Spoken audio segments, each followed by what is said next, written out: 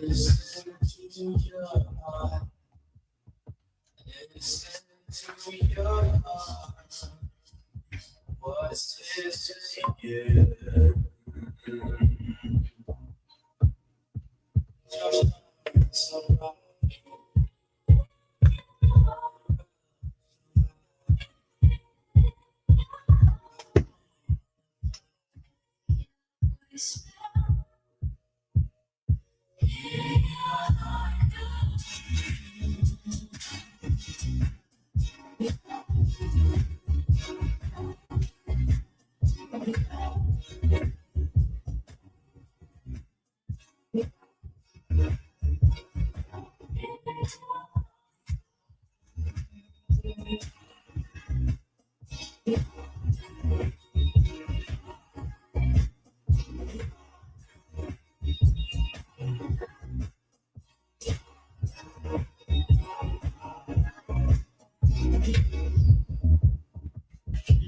as you're coming down,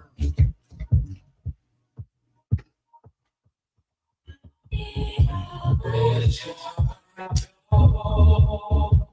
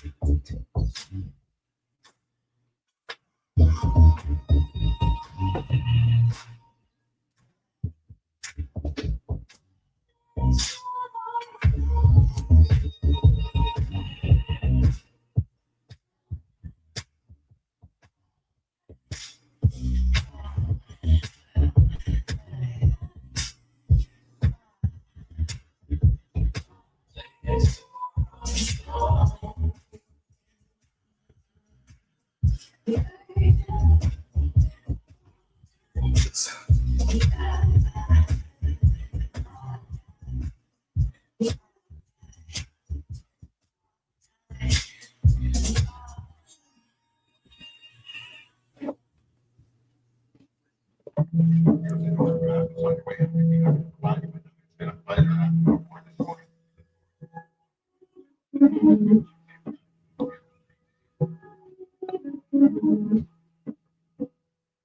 I've been going silly for the west side. You might catch me going down the fresh ride. Take no evolution, I'm the best. Hey y'all. I wanna take my seat on the test ride. I have music playing in the background because if you can see, oh, you can't see the chairs in the way. Hold on. My sweet girl is here with me. Rosie, you want to come sit over here? She's gonna come sit over here. My sweet girl. Come here. You wanna lay? Come lay. Oh. I know there's not that much room, but it's gonna be okay. I have my sweet girl with me. Let me know if the music is also too loud, because I need it to be just loud enough to drown out, the people in the hallway. But a little background music never hurt anybody. Hello, hello, hello. Happy Sunday. It is Sunday, right? Happy Sunday. Let me get all my things set up. I'm not as set up as I thought I was. Teehee.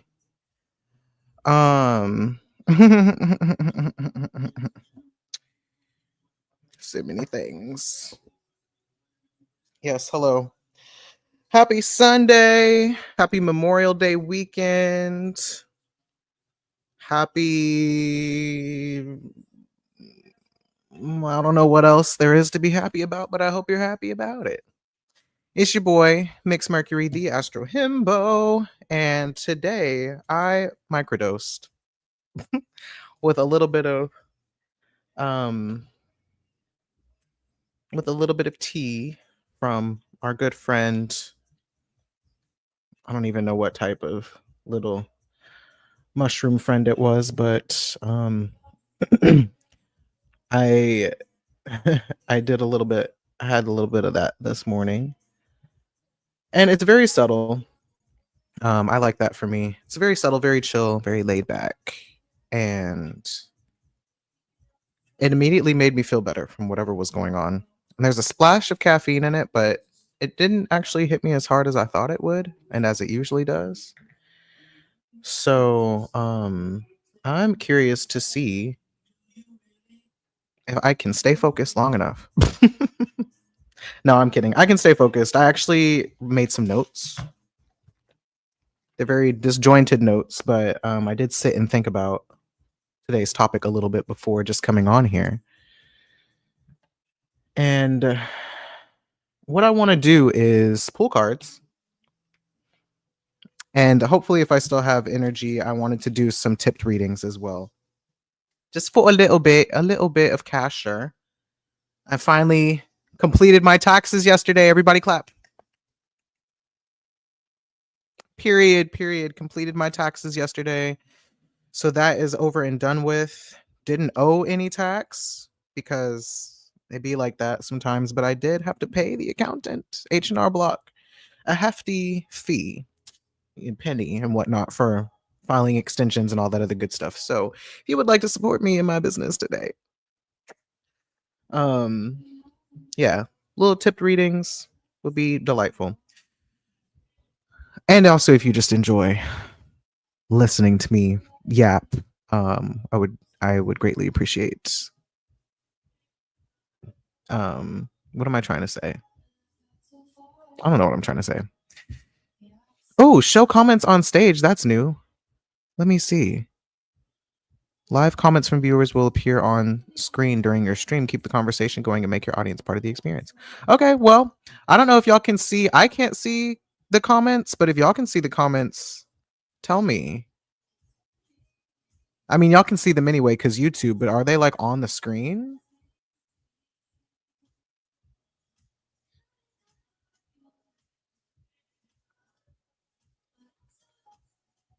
I don't know.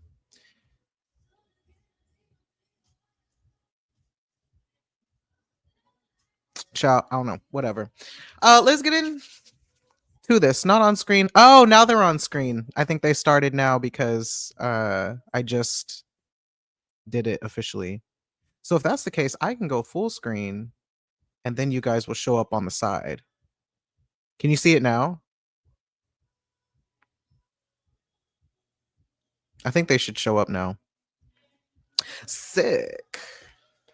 Okay, so let's talk about this new moon because this new moon is kind of interesting. The sky right now is also kind of interesting. Come on, video. There we go. They're on the screen, but they're too tiny to read. Oh, okay. Well, if that's the case, I don't want to do that. Because I can't make it bigger either. It's similar to what they do on Twitch. I don't know if y'all have used Twitch, but they're like fine print. Well, it's probably for the playback, maybe. I don't know. We're not gonna worry about it today. I'll worry about it another time. But yeah, this new moon is interesting because the sky is kind of doing this thing where it's in a loop with itself. There's no fire in the sky. I don't know if y'all noticed. And there's only one planet in air, which is Jupiter and Gemini. And everybody else is in earth and water. So it's a very emotional time. very many feelings, lots of contemplation, I feel like, but lots of feeling and wondering like what to do with those feelings, if anything can be done with those feelings. Maybe adapting to those feelings. I don't know. But what I want to do first is pull cards for the new moon and then talk through them along with my notes and just see how all these things line up. And then after that, I'll do individual readings. So if you have something you want me to ask about, keep that in mind or think about that while I am shuffling. Okay. Let's get into it.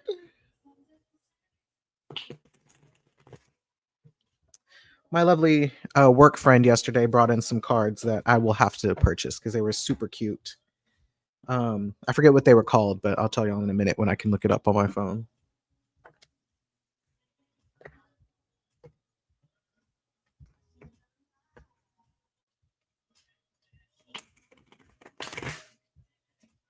But we were pulling cards yesterday at work, and I was like, I feel like actually doing readings for people because it turns out maybe I know tarot a little bit better than I think I do.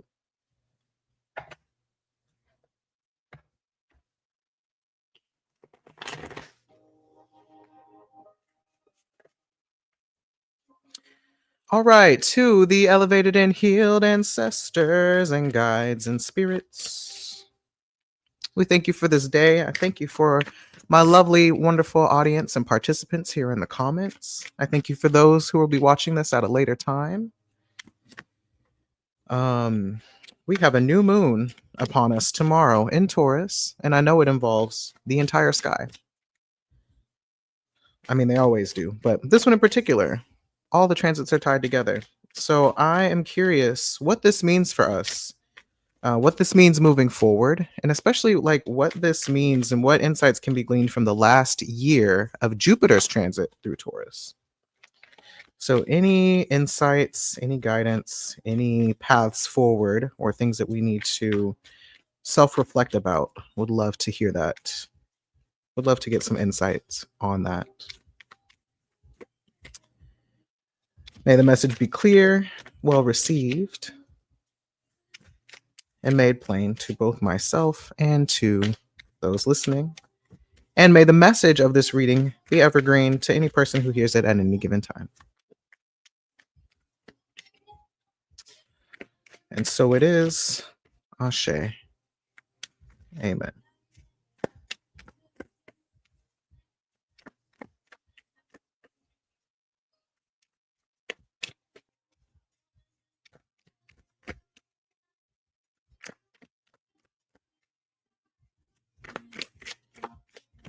Okay.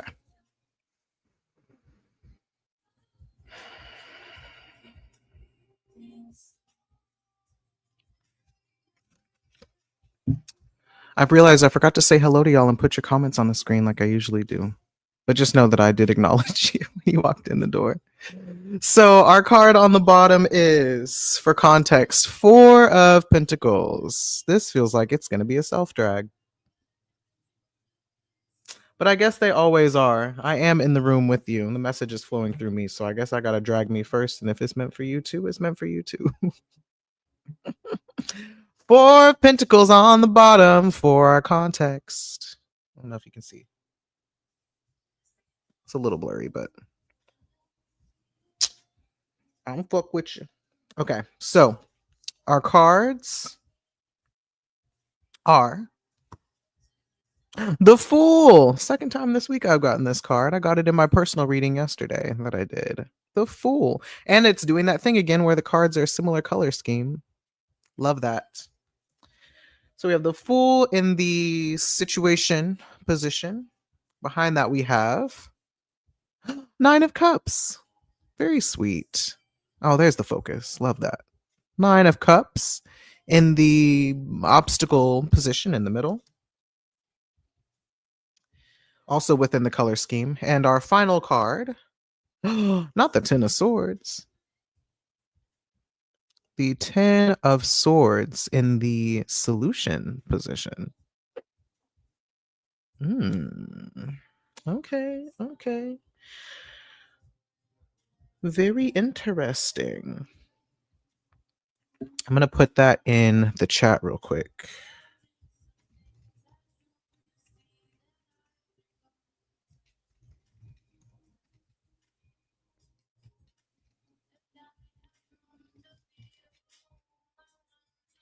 the Fool, 9 of Cups, 10 of Swords. Very good. Okay. And if you could, my lovely viewers, please drop a like on this video. Let YouTube know that more people should be here and hanging out with us. Okay. So I'm gonna keep these cards in my head, and I'm just gonna lean into talking through this and see how it all ties together. So the first thing I want to talk about is the sky itself, right? The way that I wrote my notes out, the connections between the planets that I noticed are that stop, Samaje. So the way that the sky is laid out right now, as much as this is a new moon in Taurus, we also have like a mini stellium in Taurus between the sun, the moon, and Mercury. And who I think is the real, like, who has the most influence, I don't know, who's the most influential planet of this transit is actually Mercury in Taurus. Turn that down a little bit more. It's actually Mercury in Taurus. And I say that because the way that it's kind of flowing in my head is Mercury in Taurus is influencing Jupiter and Gemini. Jupiter and Gemini is influencing Venus and Saturn in Pisces. And then Venus and Saturn in Pisces bring us back to the new moon in Taurus because Venus is the planet that rules Taurus. And then the new moon influences Mars and Cancer. So I do think Mercury has a little bit more power here than usual. And then, as we've mentioned before, anywhere that Jupiter goes, it's a reflection, or rather an expression, of whatever Mercury is doing at a given moment. So I think Mercury in Taurus is the secret sauce to this new moon. So that being said, two things that I think really frame this new moon and like set the context for this new moon is, what does Mercury in Taurus actually mean? And then how does Mercury in Taurus then influence Jupiter and Gemini? And that's going to set off the loop of experiences that eventually lead us to what I think Mars and Cancer is our action step. So that's how it's laid out in my mind. So if all goes well, the cards should also speak to that process. So Mercury as a planet, I really think we underestimate the power of Mercury because a lot of times it just gets reduced to being about communication, right? But Mercury is literally how we interact directly with the world around us. Um, if Mercury is about accumulating information, you can only accumulate information through interacting with people and places and the environment. You have to really like engage with the world around you to learn and um, to learn and to know in general. And this is how, and I guess having some aspect of wonder and curiosity and assuming that you don't know, like a healthy amount of just self-doubt, is what allows you to explore in this way, that you're not assuming you know what something is before you engage with it, right? Like, even if you've seen it before, even if you've had an experience with it before, even if you maybe have some idea that you know what something is, you can have this general approach to life and to relationships and other people and yourself, that you're not assuming that you already know. You have that sense of curiosity and wonder and exploration about it, which I think is a great representation of the Fool card. And I think something also about the Fool card that's underrated is the way that, this person is very like kind of carefree and I guess like not feeling held back or restricted by um their own stories or their own narratives or expectations about whatever adventure they're about to embark on. There's a lot of risk, I think, that is assumed with the Fool, where again, because it's not as anticipatory, I think, as It's just not as anticipatory that like there's going to be a certain outcome. It's just like open. There's some open-mindedness to it.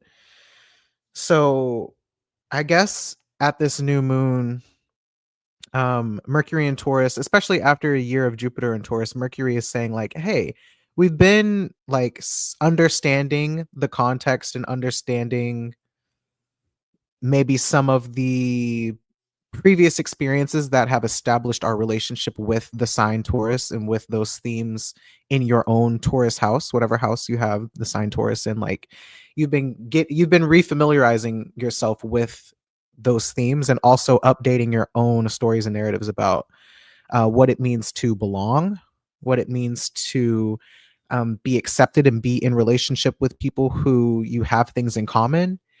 Um, and I would even say like learning what you do and don't like, mostly learning what you, well, I guess learning what you do and don't like within yourself and also within other people, and how your relationships can make you aware of things that you do and don't accept in yourself or in other people. Because it's hard to learn those things in isolation. And I also think Jupiter and Taurus did a lot of, I think Jupiter and Taurus did a lot of making us excavate like from deep within the things that we feel shame and disapproval around, or the ways that we've experienced disapproval from other people and rejection, but also had us reflect on the relationships and areas of life where we do feel accepted and appreciated and cared for and loved and admired. So um I think Mercury, now that Jupiter has moved on and is now in Gemini instead, Mercury is like, okay, there's an opportunity to relearn some things. There's an opportunity to gain new insight and understanding about our Taurus house, but through this lens again of actually being curious and having a sense of wonder, and ideally not expecting the same response from our relationships and from other people as we usually do. But I think that in order to get those different responses, it does require us to engage in a way that's different. Like we have to move in a way, we have to experiment with ourselves and with the world, and kind of take that risk again to do something different in order to see beyond our own. It's like giving it's the self-fulfilling prophecy thing. But yeah, in order to have a new experience, you have to get out of the ruts that you're already in order to have a new experience. Now, that does mean that you're assuming up front some level of risk and some level of the unknown and uncertainty. Because if you're going to do something different, then you don't know what the outcome is going to be. And sometimes that can be the thing that prevents you from moving differently.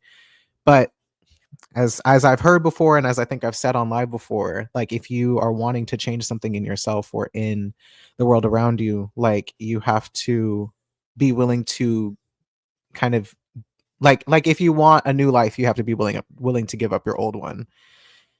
And I think sometimes that also involves giving up the devil you know for the devil that you don't, right? So that alone I think already speaks to everything that I wanted to talk about, is this idea of, if you want to have a new experience and if you want to have an authentic experience of belonging and um, genuine approval and acceptance in your relationships or even just with yourself, you have to be willing to think about all of those things differently. And I think Mercury is a great planet for allowing us to think about things differently.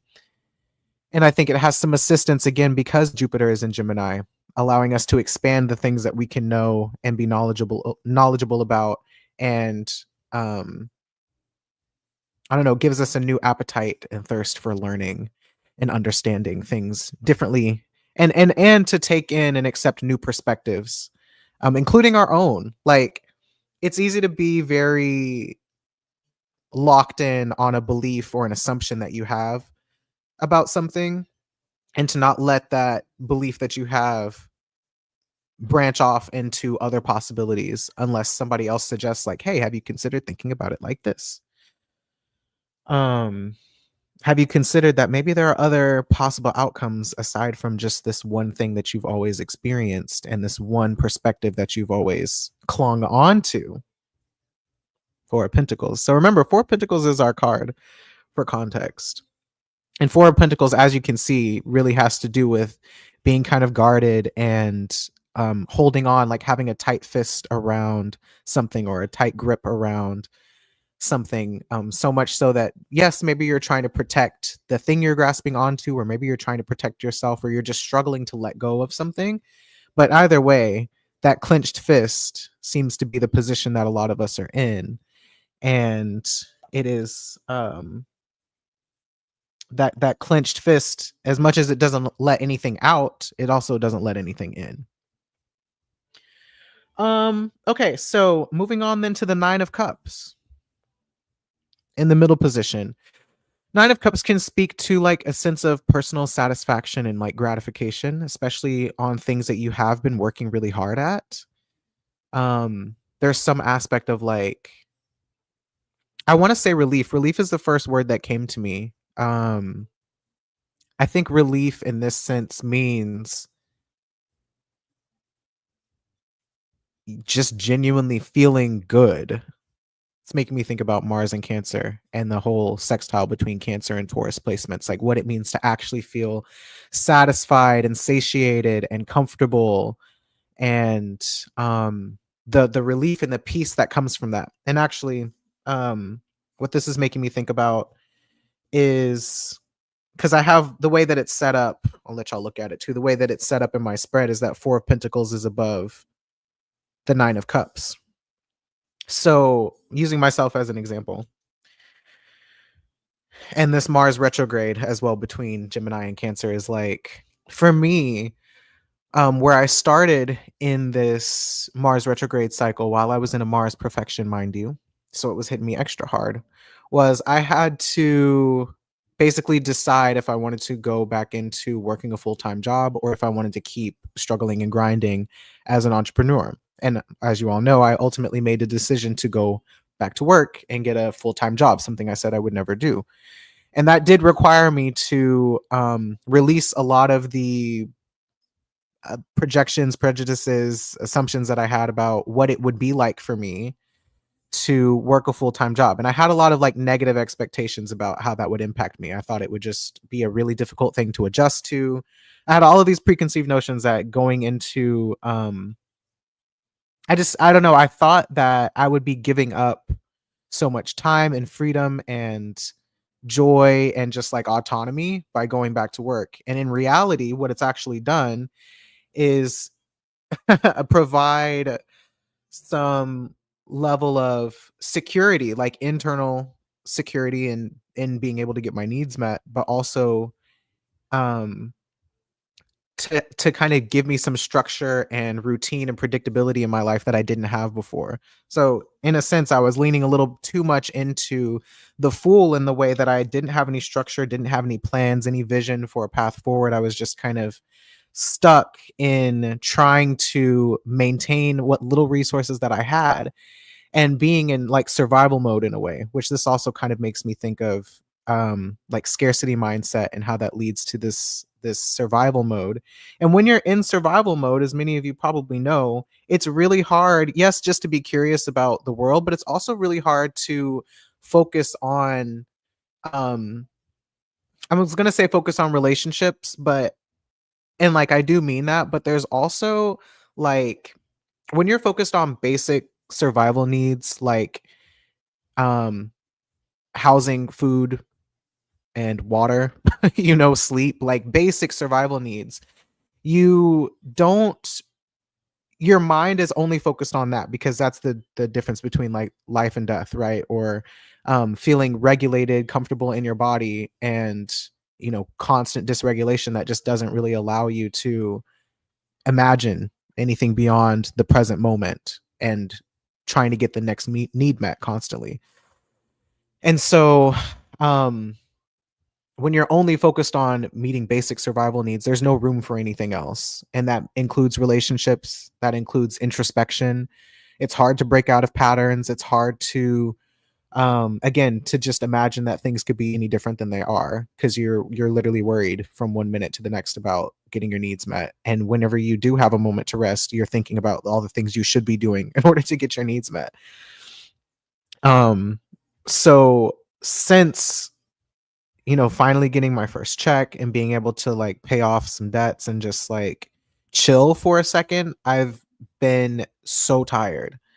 And I've always heard people talk about how whenever you start coming out of survival mode, or you just start to heal certain traumas and things that you've been carrying in your body for such a long time, that you need a lot of rest, because all you've been doing is being in this position of like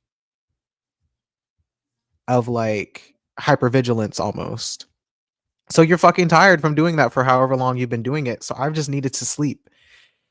I've been having way more dreams as well because I'm sleeping so much, and I've been dreaming very consistently too. Um, but it's meant that I have more room to think about other things and to consider other things. So I say all of that to say this like satisfaction thing has a lot to do with, I think, what you have the capacity to hold for yourself in a given moment, and what you have the capacity to feel. And when your feelings are, this is going somewhere. So when your feelings are devoted to just trying to get regulated the whole time, I'm thinking about Mars and Cancer, and you're being motivated by your discomfort, being motivated to get your own needs met because nobody else is going to meet them for you, and you're kind of stuck in that individualistic mode of literally just trying to feed yourself. Your body also can't explore the full range of emotions. And emotions are information. Emotions, people always debate about whether you should trust your feelings, or if feelings are facts, or I don't know. People have a weird perspective on a weird relationship, I should say, with their own feelings. And so when we do start to feel any kind of dysregulation, we're so quick to demonize it and say that like we shouldn't feel that way. Or, I need to make these feelings go away. I don't want to feel that way anymore. Instead of being able to just like recognize that you're having a feeling and it's telling you something about the circumstances that you're in, or the people you're around, or a decision you need to make, or whatever, which kind of veers into this lane of intuition when we talk about Pisces. Oh shit, another self drag. So um um too many things at once. Okay, so I've also been reflecting on old relationships with my new coworker in an effort to be vulnerable with people. And something else I've noticed, because these are relationships from like 8, 10, 15 years ago. And the relationships, we kind of talked about this last week, the relationships that felt normal and familiar to me were relationships that felt normal and familiar because I was, what am I trying to say? They mirrored whatever emotional state I was in at that like time period of my life. So if I was feeling really dysregulated, I was in a lot of relationships that were also dysregulated. Or if I was in an escapist era, then I would be friends with a lot of other people who were also trying to escape. Or if I was in a depressive era, I'd be around other people who are also in their depressive era. And again, it's not to demonize any of these emotions, but it's kind of this like attracts like thing that we do, I think, on an emotional nervous system level. Hold on. Song is distracting.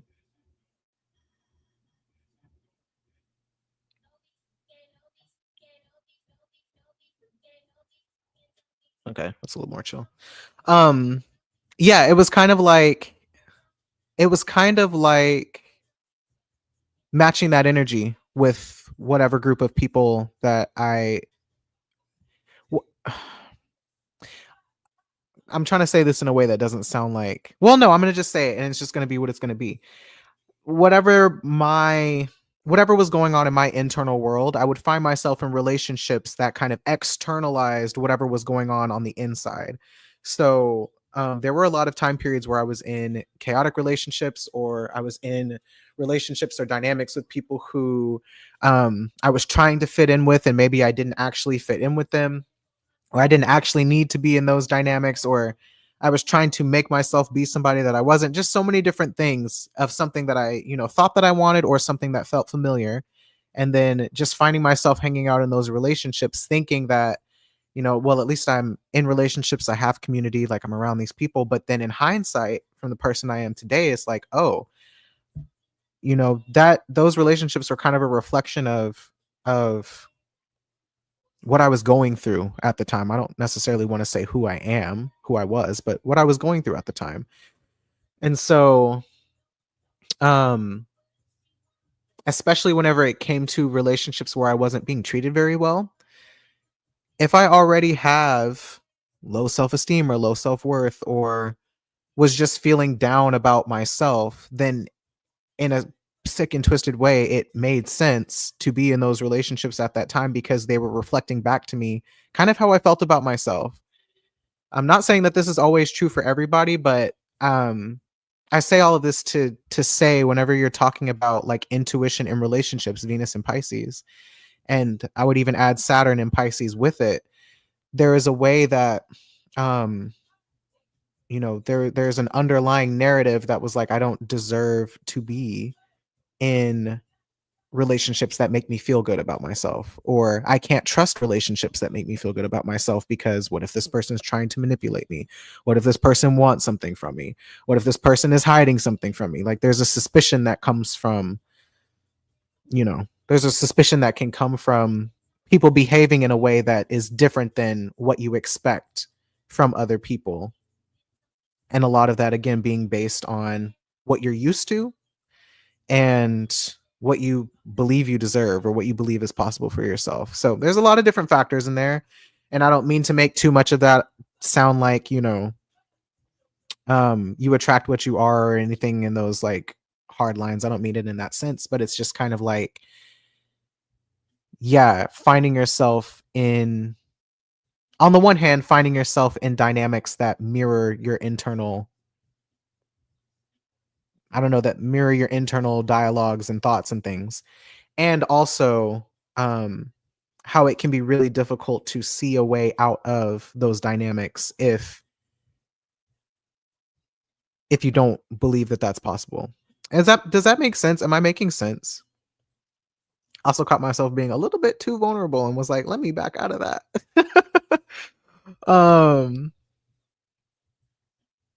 But yeah, and so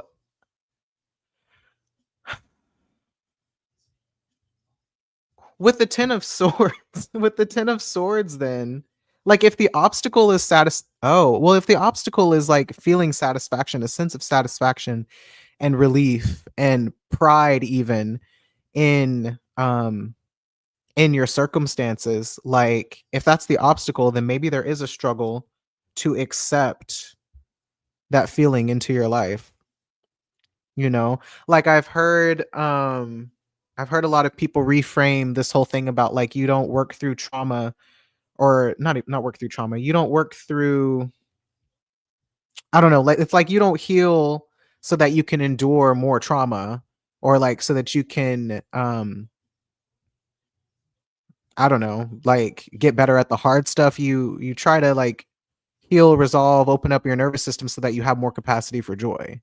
You know, you already are good at doing the hard stuff. You're already good at suffering. You're already good at navigating hard times.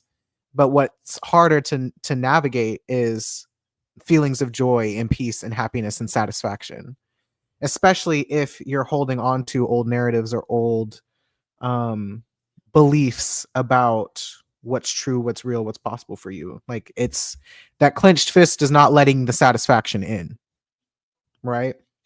So then it would make sense why in the 10 of swords, the Ten of Swords then is our solution, because there's a lot of like, you got to dead that shit, especially because it's swords.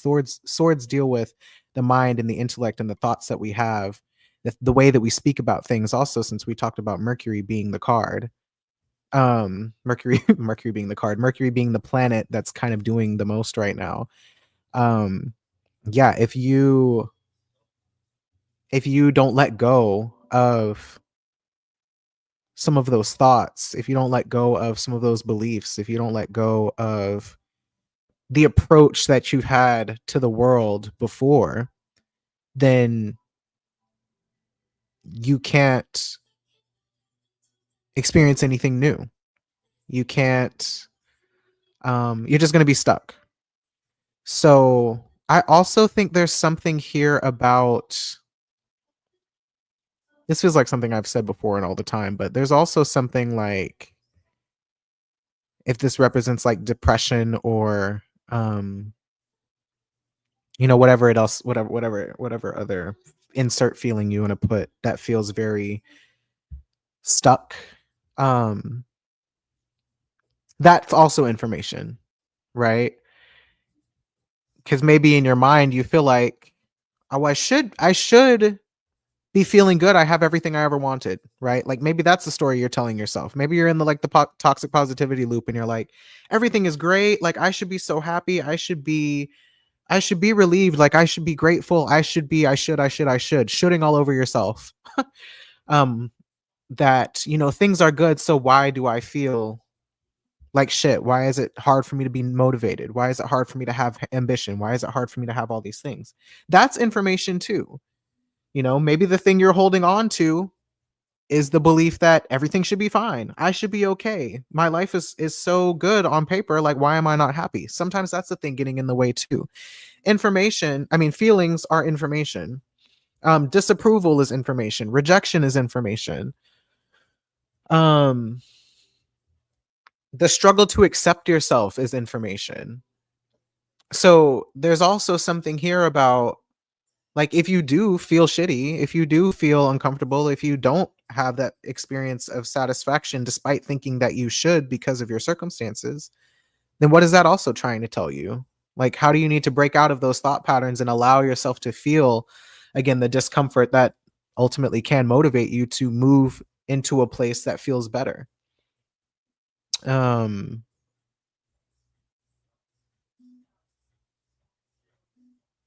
So yeah, we still circle back to the whole Mars and Cancer motivated by your discomfort thing in this place as well, because it is, I think, going back to this Taurus stuff,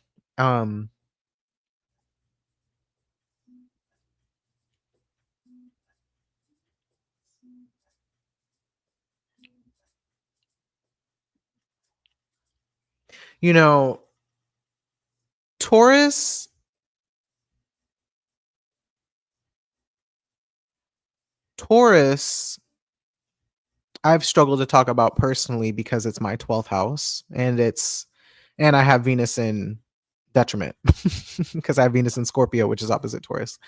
So I am trying to catch myself talking about Taurus in this negative light all the time, when ultimately Taurus is not a negative sign. It's not always the police. It's not always rejection. It's not always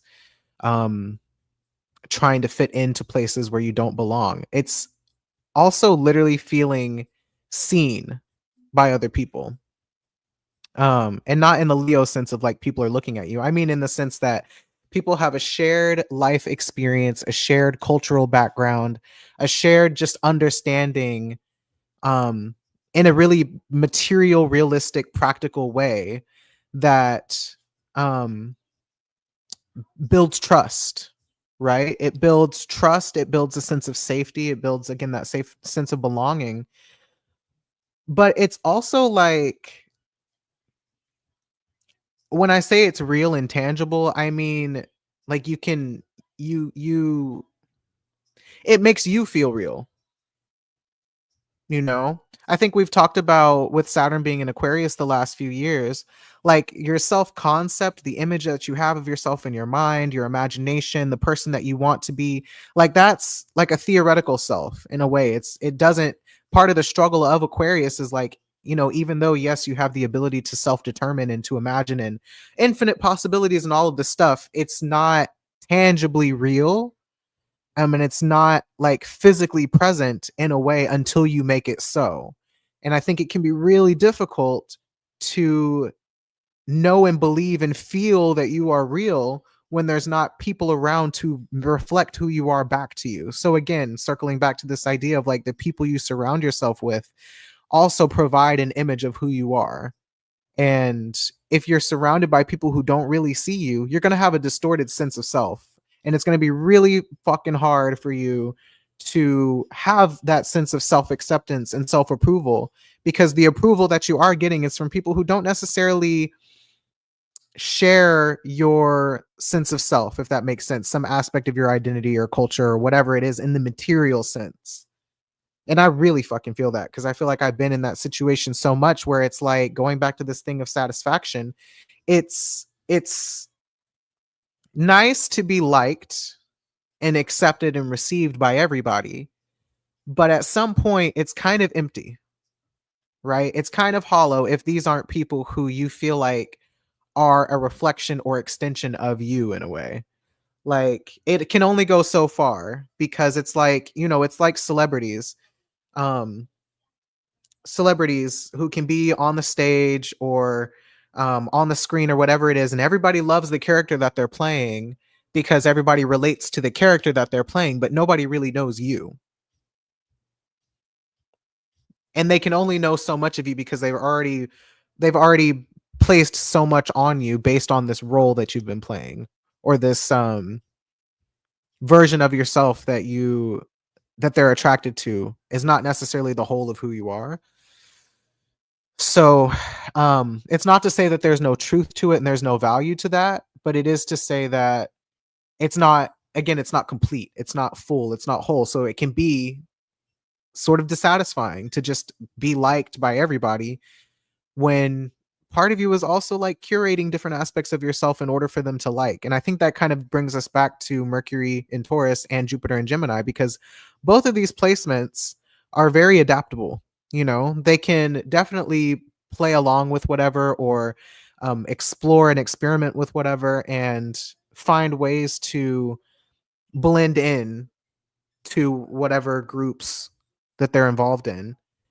um it's just that Taurus is doing it for the sake of maybe hiding some of their differences, and trying to fit in, and then Gemini is doing it because Gemini is kind of not taking it on as an identity. They're just kind of like exploring or cosplaying or like learning about a thing by directly engaging with it up close and personal. So I do think there's something to be said for like really figuring out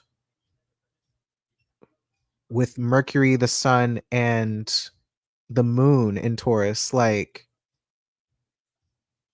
I'm going to shift a little bit and say this instead.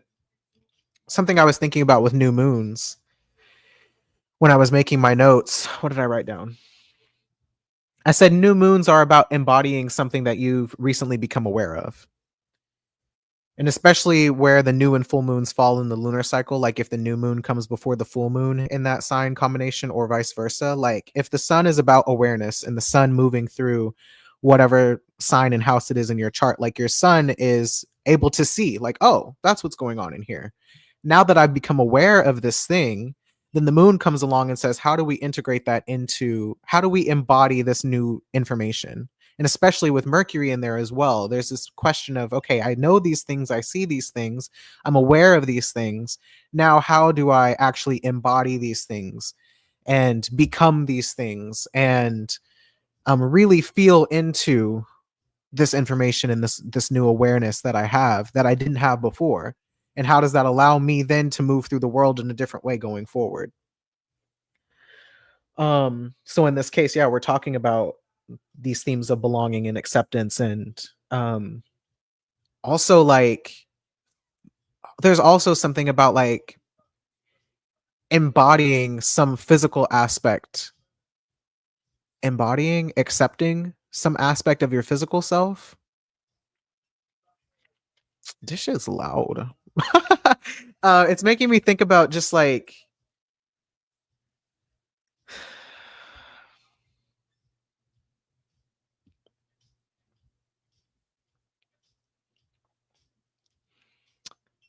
Ooh, thinking about how rejection can make us, how do I want to say this? Rejection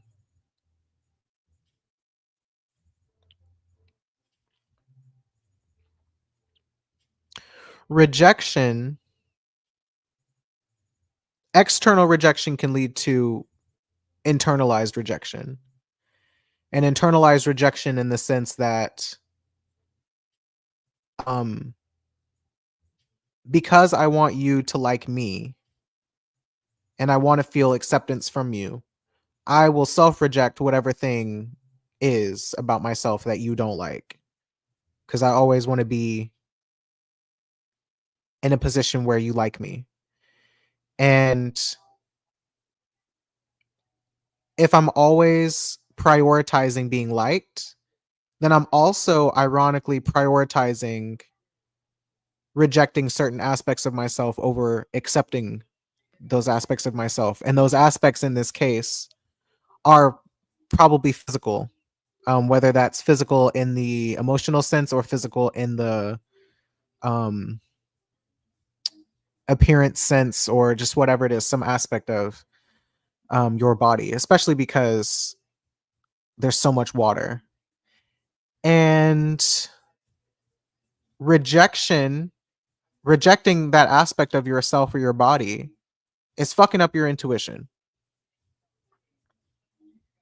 You need whatever that is that you've been rejecting in yourself in order to discern the truth about other people.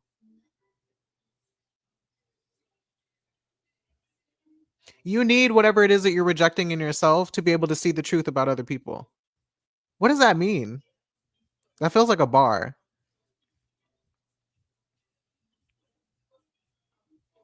Cause yeah, the more that you're like cutting things off, that's part of your discernment, your personal individual discernment. Like you need all parts of yourself in order to see the truth and the reality of the world around you the way that you experience it. So if you're always putting yourself in the position to see yourself in the world through somebody else's eyes, through a person whose approval that you really want and desire, then you're not seeing yourself, and you're not living in a way that's true and authentic to you. So then of course you're going to reject different aspects of yourself. And that's not going to feel very good either. You're like contorting and shrinking and, cutting different parts of yourself off in a way that now you're disconnected from your own experience.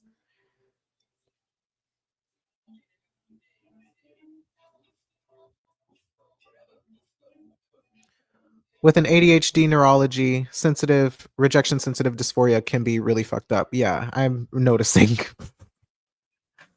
um Def been seeing more, be a weirdy, cringy person because it's bringing you closer to your people stuff. Like, don't be cookie cutter when you're not cookie cutter.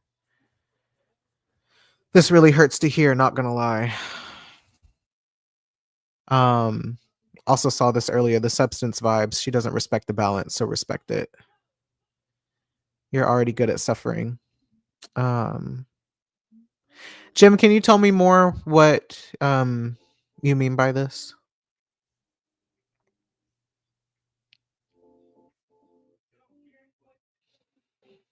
Yeah,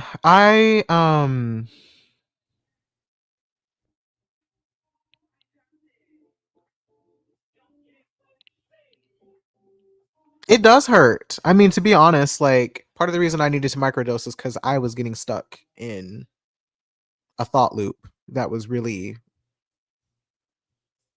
bringing your boy down. And literally, as soon as the mushrooms kicked in, it was like, oh, there's other things. There are other things besides this rumination that I've been stuck in. Because sometimes sometimes it really do be in your mind. And I hate when other people say that, but I'm saying it because sometimes it's true. Sometimes in a moment, you're fixated on one version of reality, one version, when there are so many other versions that you just may not know of. And I do think some of that is Saturn and Pisces, where we don't realize that we're making assumptions or speculations in a specific direction, um, that is fulfilling a narrative that we either want to have about the world, or that reflects a previous experience that we've had, but it's just one way. And until you have objective information to tell you if that is or isn't true, or just something else to go off of, all you're going off of is your own thoughts. And sometimes it's like, okay, these are just my own thoughts.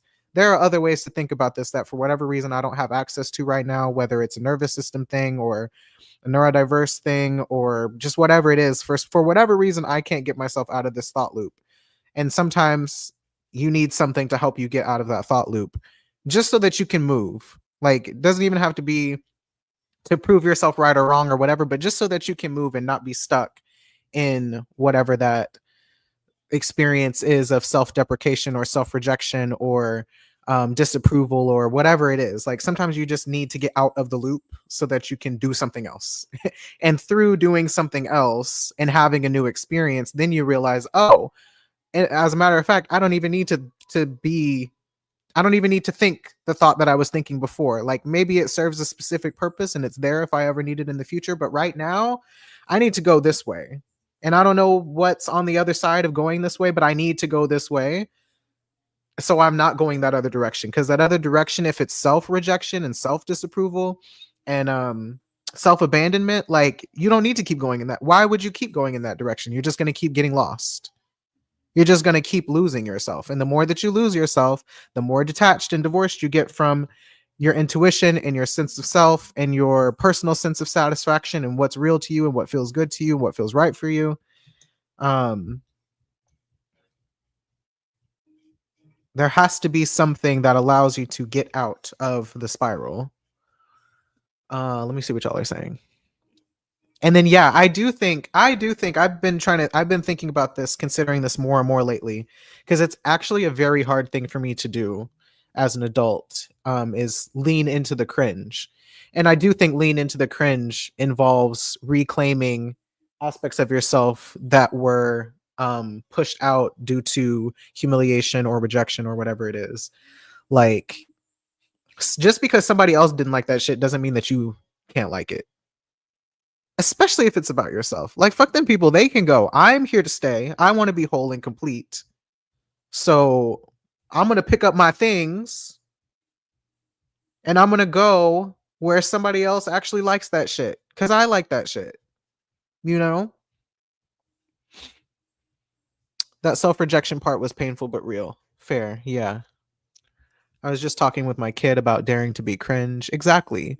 And it is, there's so much courage in being cringe. It's why I've been so fascinated with some of the YouTubers I've been watching lately. I think I was talking about Quinn Blackwell, because she's so just out there. Everything is just out there. Very loud, takes up a lot of space, very entertaining, and just does the first thing that comes to her mind. And I was listening to her talk about how, like, the house that she grew up in, her parents never told her to be quiet, never like put her in they just never discouraged her self-expression and creativity. And you can tell, because everything that she does, she just doesn't care. She just doesn't give a fuck. And she's, of course, had her own personal struggles and things that she still works through and whatever else. But I just thought that was so real. Like, imagine growing up in a household where nobody ever told you to shut up and you're just like screaming and being loud and being funny and boisterous, and how much that can fuel your creative expression, because no part of you feels like you have to be silent. You know, no part of you feels like you have to tone it down or shut that off. Like, yes, her, exactly. You know what I'm talking about. And she'd just be screaming, her and her friends, but it's so freeing, you know, which is interesting because she is a sidereal Capricorn. But anyway, all of that to say, like, sometimes you just have to, and I think Taurus is so good for this, like, let that shit be funny. You know, the things that you would otherwise take too seriously about yourself, like, let it be funny, you know, or let it just not be that big of a deal. It can just be something that you laugh off. something that you can like make fun of yourself in a light way, not in a self-deprecating way, but in just like a haha, what a silly thing I just did. Like, and it not mean that you're a fucking loser. And it doesn't have to mean that there's something wrong with you or, anything like that. Hold on. My day list turned into a little too upbeat. Even though I like this song. Housewarming, neo soul. What? Oh no, I can't change it. What is this? R&B. I need the vibes to stay a little bit lower. If they go too high, then I lose focus. But yeah, it's just something about being real with yourself. But um, like playing, like playing fuck, Mary kill with your own personality aspects. Exactly. Like dang. Um, like dang. Hello, welcome in. Yeah. So I just all of this to say, um, less repression. Your repression is killing your intuition. Your struggle to accept yourself is killing your intuition. Your struggle to feel your own sense of satisfaction is killing your intuition. And when your intuition is busted, you'll find yourself in the wrong relationships. They won't be validating. They won't be calming. They won't be soothing. They won't be supportive. They will just be ass. And then you, in turn, will feel like ass about yourself. So, yeah, there's a lot of strength, it seems, in embracing what? Embracing all parts of yourself if you can.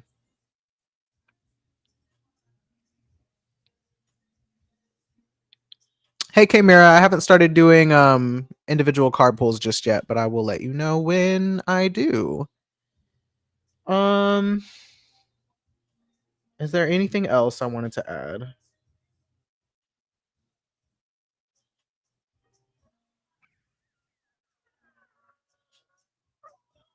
I don't know what y'all think. Is it hitting for y'all? Let me drink some water. I'm sweating.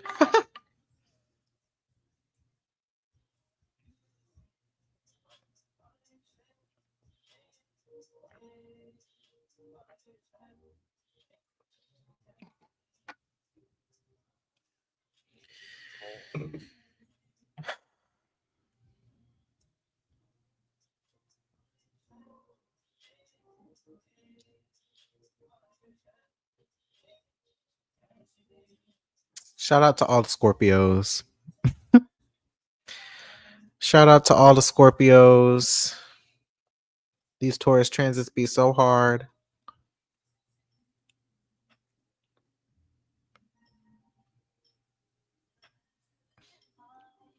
Speaking to myself and any other Scorpios who might need to hear it, like, I think it's one thing to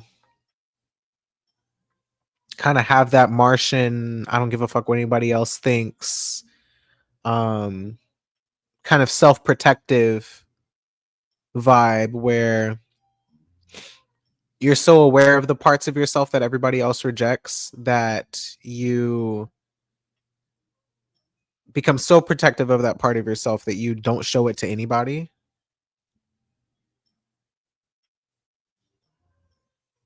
And so when that part of yourself starts to become visible in some aspect, well, not become visible, but if that part of yourself is too exposed, then it feels like you have to hide that from other people in order to be liked or received, or in order to at least not rock the boat. And I get that, obviously in some contexts, like it is good to um have some boundaries around yourself in that sense. And um I think it can be I think some of our work sometimes is to allow somebody else to see that or hold that or know about it, to make space for it. Otherwise, you'll always feel like you have to hide. You'll always feel like nobody can ever really love you, and then you'll be like subtly testing people all the time to see if they can handle it.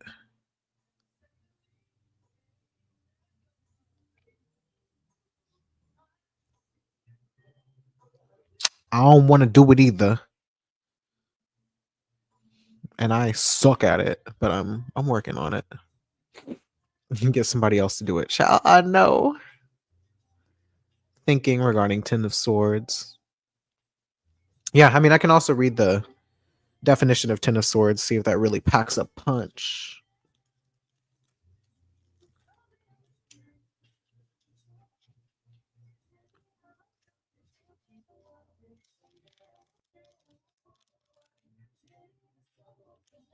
Ten of Swords. The rock bottom card. Well, clearly, clearly nothing good is happening here. This person is stabbed like a pincushion, and she doesn't seem to be getting up anytime soon. Generally, the Ten of Swords comes to us when we are hitting or about to hit rock bottom. If the Ten of Swords comes up for you, take a deep breath.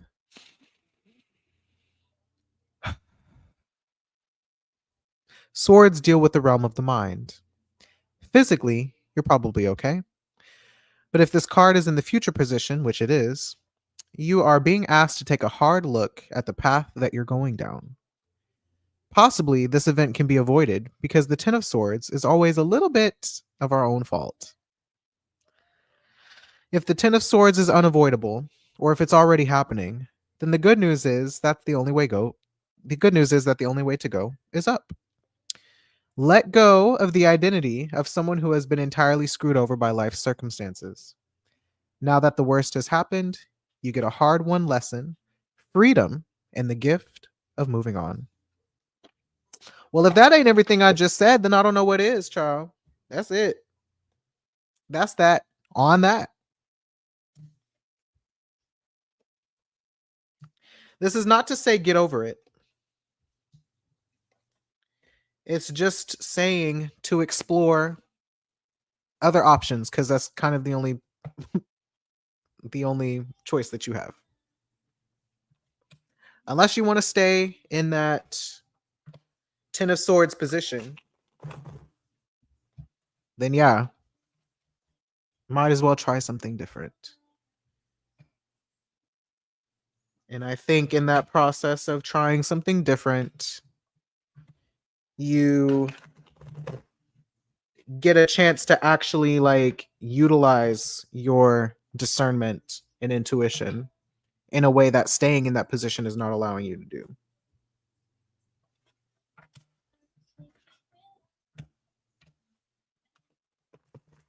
And for some of us, that means feeling more of the pain. And for others of us, that means feeling more of the joy.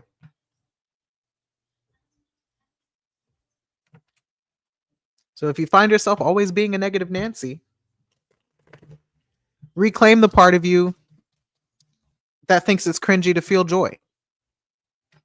And if you find yourself always being a positive Patty, reclaim the part of you that wasn't allowed to feel bad about things. And whatever gray area of emotions in between, try to bring those back in as well. Give them what they need to take up more space in your being. Period. Okay, I've shuffled my cards. I will do.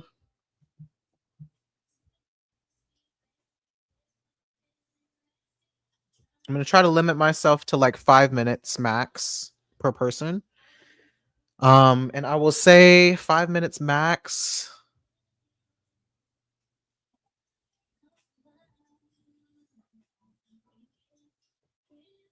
5 readings.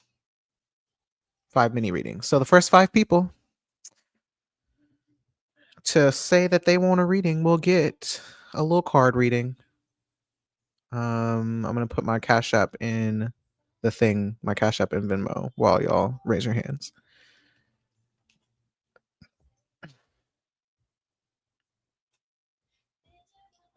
And if you haven't already, please like the video so that YouTube knows that I'm worth listening to. I see you, Desiree. I see you, Jim.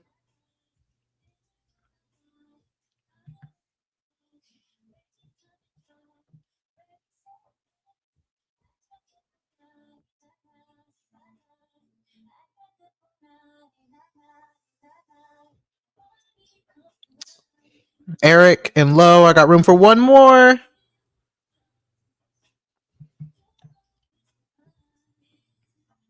And oh, that's Eric again.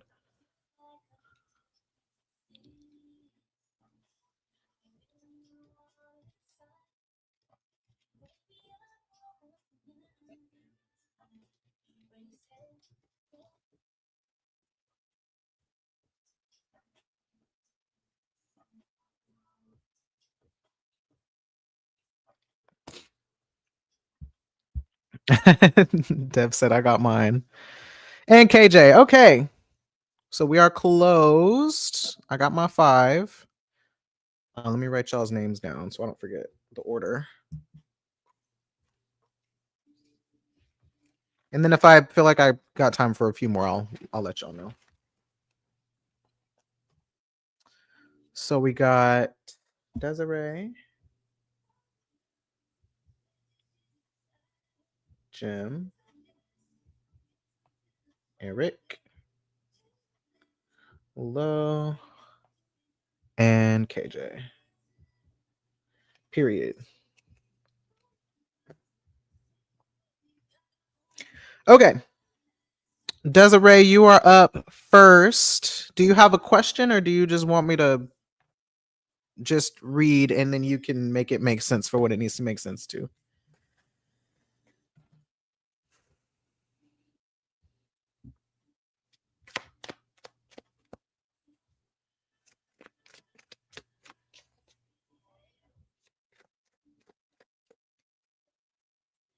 General message. Okay, general message for Desiree. I'm going to change my playlist again because I don't want R&B music.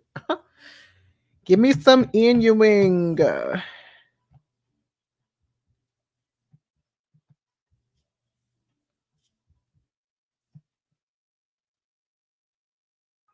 Period. Okay. So we are asking for a general message to Desiree. So any of Desiree's people who need to pull up and have any insights for her. Also, let me know your pronouns if I butcher them. Any insights that Desiree needs, any advice. I'm just going to do 2 cards to keep it short as well.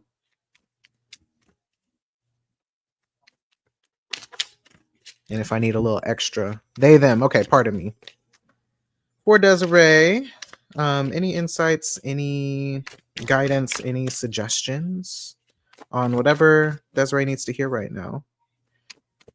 If they have a question in mind that they haven't shared or something that they've been thinking about recently but don't know how to put into words, we would love some insight or advice on that. I'm going with the 2 card spread, one on the bottom, one on the top.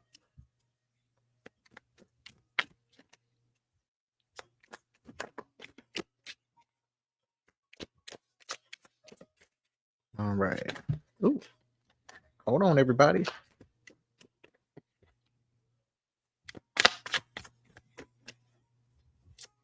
Okay.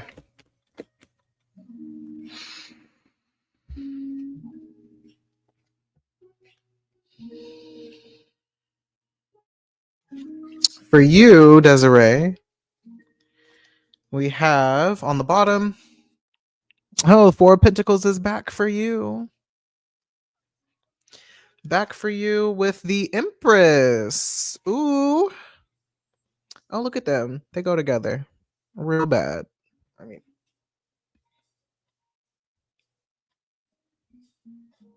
so the context for you is Four of Pentacles,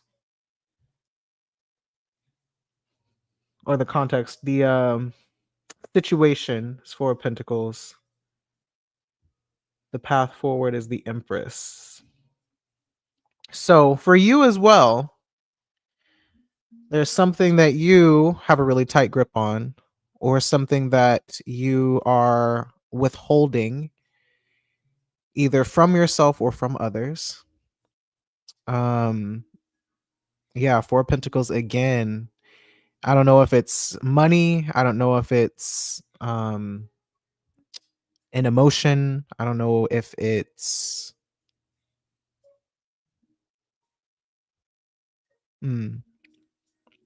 I'm saying I don't know if, but if the Empress is involved, and Empress usually represents like some aspect of abundance, then this is giving like withholding from yourself. But it could be withholding from others. And the Empress, I actually don't see the Empress very often, so I need to think about this. The Empress is like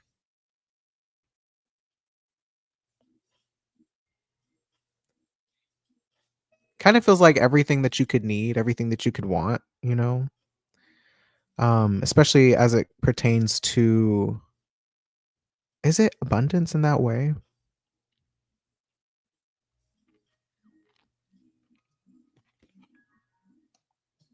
Let me think about this. The Empress.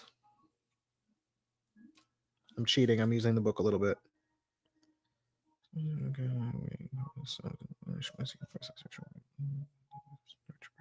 Yeah, nurturer, abundance, gentleness, connection to nature.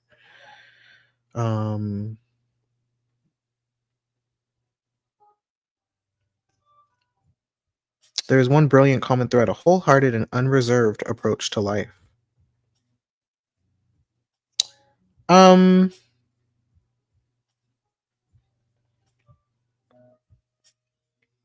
Yeah, I think this is mostly speaking about repression in a general sense. Is there somebody, tell me if this is true, is there somebody that you like need to say something to, or that like needs to know how you really feel, and you've been contemplating whether or not it's doing too much by saying that? That's kind of weird, but because I think the Empress is kind of like this thing that we've been talking about, where the Empress just like, oh, multiple somebodies. Well, the Empress, I think, has a big heart, is also a big feeler, but she is very like, I think, expressive and abundant and like giving with her love, or just with her feelings of love and care and nurturing for others. But for you, I don't know if it's that it doesn't feel safe to do that, or if like it doesn't feel safe to do that, in the sense that, in keeping with the new moon themes, you might be rejected, or you might be like told no, or again, if you're stopping yourself before you get in too deep, something like that. I don't know. It doesn't feel like a bad thing necessarily, but it does feel like you're holding yourself back, maybe from really letting all of those feelings out towards somebody, towards multiple somebodies, or keeping your cards a little close to your chest, when in reality, like, maybe you have a lot to offer that you aren't offering, or maybe you have a lot to share that you aren't sharing, or maybe you have a lot to, maybe you just have a lot of love to give, and you're kind of like apprehensive to do that.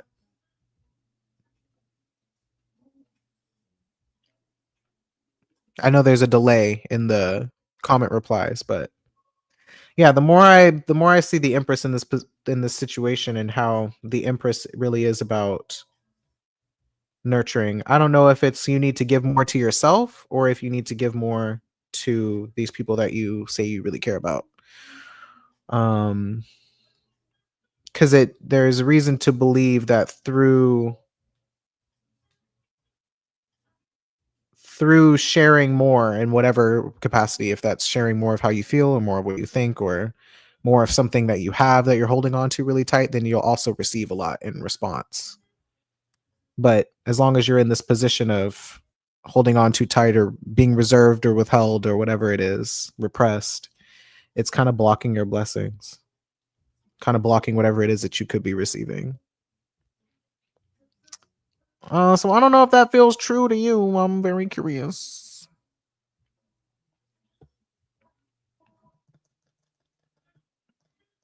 Some of the people I have in mind are people who pushed me away already. Oh, they've pushed you away. So then maybe, so some sense of rejection for sure. So if there are people who have pushed you away already, then my question for you is why, said with kindness, what is it that makes you continue to pursue if they've already pushed you away? Because I think that can also be a way of, that can also be a pattern, saying this from experience, that can also be a pattern of seeking approval where you're just not going to get it. Samache said, my thoughts when I saw this card was if he was going fuck that nigga, don't protect your neck and your body. Yeah. So, okay. Yeah. That kind of fits with what I was just thinking in terms of if they are already pushing you away, then continuing to pursue it is not necessarily going to make you feel any better. That's also a form of not allowing yourself to have all the things that you could have. You know, you're like craving a specific type of approval or acceptance from people who are not necessarily going to give it to you when maybe there's more that you could receive, pursuing that elsewhere. Holding on to my old life that I miss. I really feel that personally. I really feel that personally. Okay. I'm gonna leave that where it's at. I hope that helps. I know it's very short and sweet, but yeah.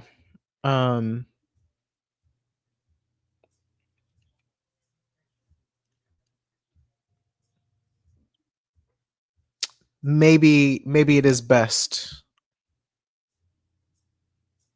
to redirect that energy. I'm gonna say that. Maybe it's best to redirect that energy towards sources that will actually give back to you.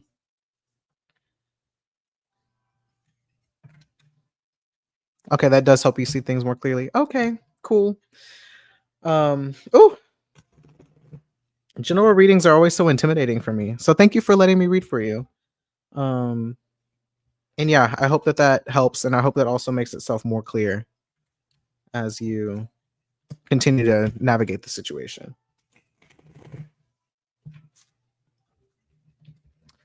All right, Jim, you're up next. I don't know if you have a question or if you also just want something general, but let me know what you need.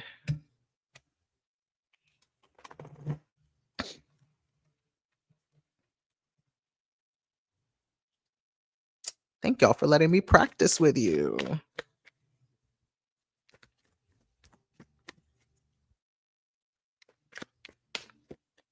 Jim also wants a general new moon. Okay. So to both mine and Jim's elevated hill ancestors, we just ask for some divine wisdom and insight into this new moon for Jim. Anything that they need to hear, anything that they are thinking or feeling but don't have the words to say,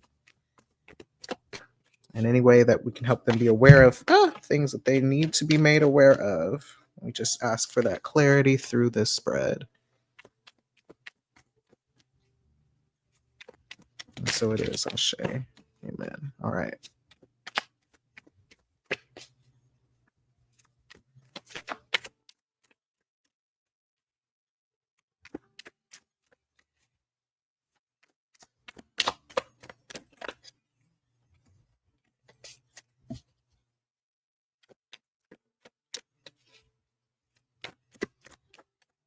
Okay. General new moon for Gem. You have, ooh, 8 of Wands.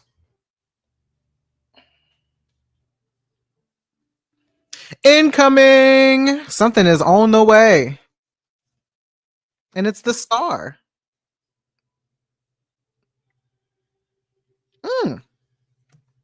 Star is a big card for Elmo. So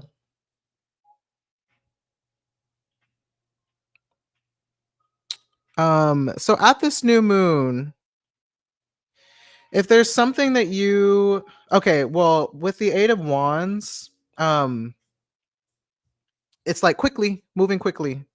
It's either something's coming in hot or progress is about to like really be made. Things are happening quickly or changing quickly. And I think with the Star, like if there's something that you've been imagining or something that you've been working on, or maybe an idea that you haven't known how to put into put into or make into a reality, I think I think the evolution of that vision or that idea or whatever it is that you, whatever, like,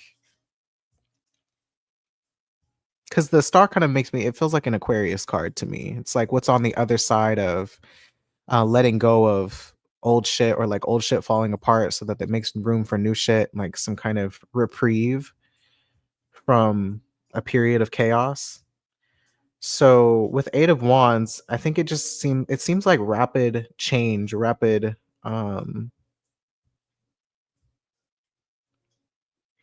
growth, path to freedom is being carved out. Well, these are great cards. Yeah. It's like whatever you've been searching for in terms of a sense of like liberation or internal peace or something like that is either on the way or you're moving quickly towards it. It also makes me wonder if it might sneak up on you. Like it might happen in a way that you haven't expected, or unfold in a way that you haven't expected or maybe couldn't anticipate. Some of this just being because I know your chart. An unexpected outcome, but one that's favorable and moving in a direction that you want it to move in. So it's giving a little bit of trust the process, let it unfold how it's going to unfold, maybe relinquishing control a little bit. And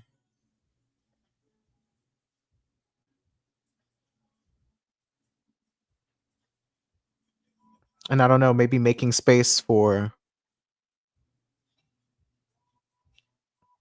space for this vision that you have.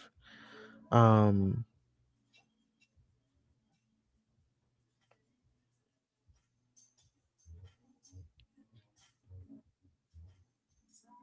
don't know. Is there anything in particular that you maybe are expecting or aren't expecting? Because the new moon's not until tomorrow, I should add. I don't know if I said this earlier, but the new moon is tomorrow. And new moons, they're a little bit of operating in the dark in a sense because the things haven't totally unfolded yet, but the transition of it all, or like the shifts of it all, they're already underway. We just don't exactly know what they're going to be for another week or two. A certain conversation with your partner. Wow. Maybe you'll be pleasantly surprised, but at the very least, hopefully you should be relieved. Let me see if there's anything else.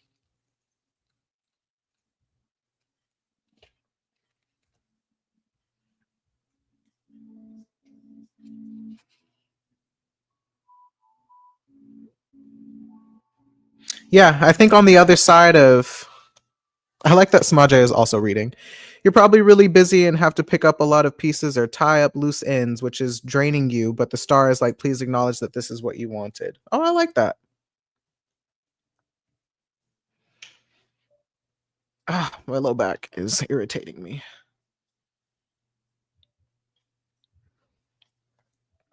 Yeah, eight of wands, like quick changes, things are moving and developing quickly. Um, like Samaj said, maybe requires a lot of energy, whatever it is, but ultimately it is moving you in a direction that you want to go. You know, it's like very focused energy in that sense. Focused and forward moving energy. And so, yeah, I guess if it does feel draining or if it just feels excessive or it feels like a lot, it is taking you somewhere that ultimately leads to relief or alignment or um, acceptance, freedom. It's like you got to put in that work, but ultimately, I think staying focused towards a goal that you have, staying focused towards the light at the end of the tunnel, you know, trusting that the light will be, or the light is at the end of the tunnel as well. You just got to keep moving towards it.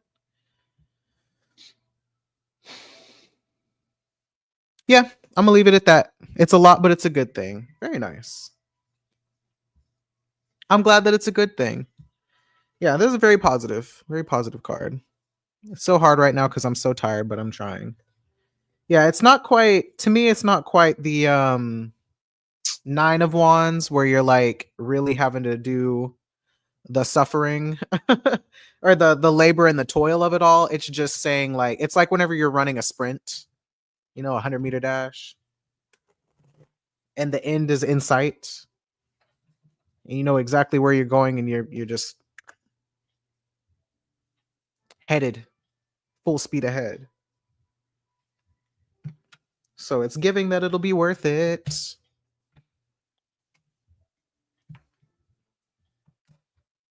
All right. Eric. Thank you, Jim. Looking forward to hearing about whatever it is soon. I haven't done 2-card readings in a long time. These are hard. I forgot. You get way more information with 3 cards. Um,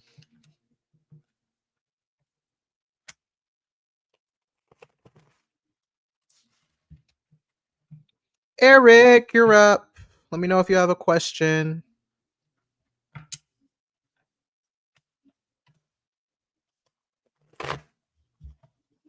Oh, that was a good shuffle. I love a good shuffle.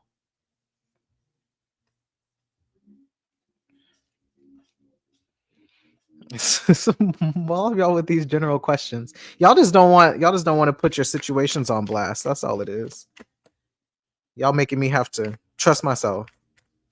Why would you do that?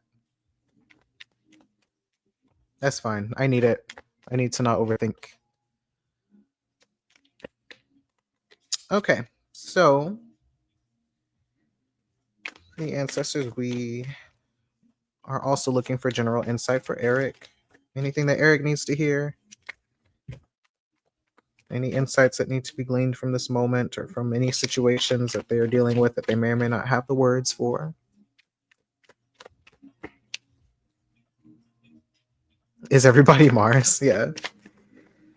We trust that any insights that need to be gleaned from these cards, Eric will know how to put those into practice with whatever situation or circumstances they're dealing with.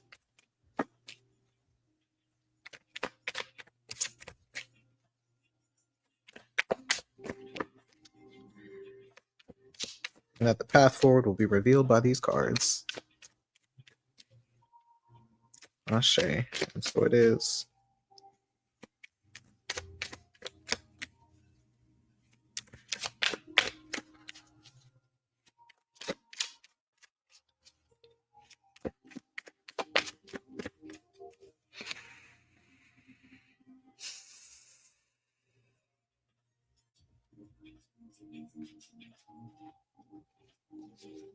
Okay, for you, Eric.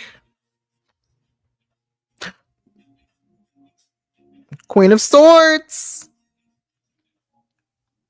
Our Lady Queen of Swords and Seven of Wands. This is interesting for you because we have the same Mars placement, and this is my card for our Mars placement. So, immediately, Queen of Swords says, no bullshit. I'm going to tell you how it is, and you're just going to have to deal with it. The truth is the truth, even when you don't like it. And then the Seven of Wands is standing on business. So to me, this is if it's either you or someone else, the Queen of Swords is trying to tell you the truth, or you're trying to tell the truth. Be straight up with these niggas, and whatever the truth is, there's a lot of power behind it, and you're probably in a position where you have to defend it. You have to stand on, you have to stand on business. You have to stand on business with whatever it is. Like, have no doubt. Hey, Rory, have no doubt in your mind that the words that are coming out of your mouth are clear and concise and necessary. There's no need to doubt yourself. There's no need to gaslight yourself on if you're saying the right thing, if you said the wrong thing, if you said too much, too little, whatever it is. As long as you're telling the truth, um, as long as you are cutting to the chase, whatever it is, like, have no doubt in your mind that you're saying what needs to be said and stand on business. Stand on it. Alternatively, could be that, is there an alternative? That's kind of feels like what it is, because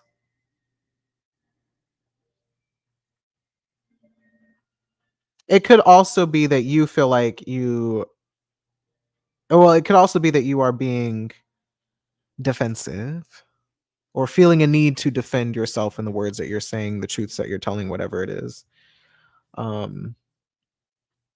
Because of how other people are responding to you.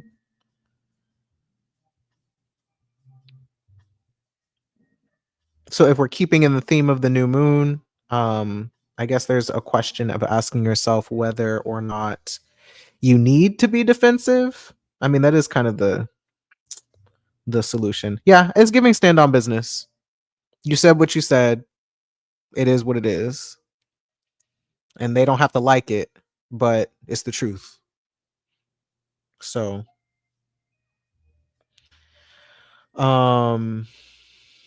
if this is also about Mars in Leo for you, then I would also add that I would also add to lean into your sense of like authority. Sense of authority? I don't know. Any authority or power you have in the situation, like leverage that, lean into it. Because there's a lot of influence that you could have by standing on business, even if people resist it at first. Those are my thoughts.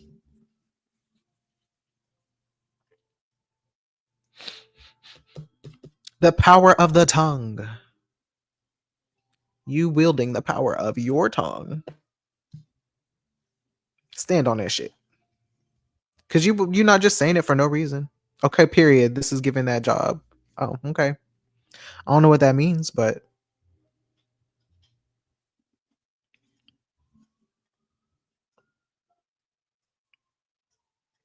I don't know if anything else needs to be said. Samache said, when you tell people about themselves, make sure that they really deserve it. Who ain't you cussed out? Who ain't you cussed out that really deserved it?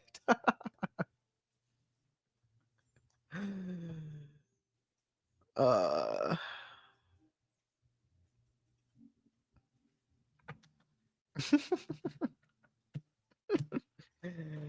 That's funny.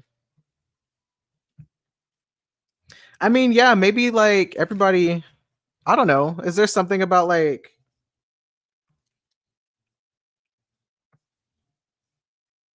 not screaming into the void, but it's like sometimes it falls on deaf ears. So would it even make a difference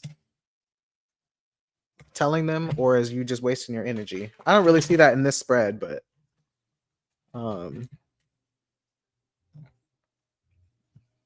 in thinking about these themes around like approval and all the Taurus shit, it's like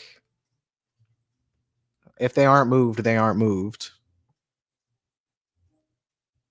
And it's not a reflection of you. And it also doesn't mean that it's not true.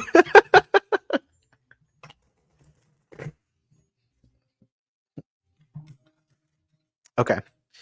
I am going to low next. Thank you so much, Eric, for letting me practice on you.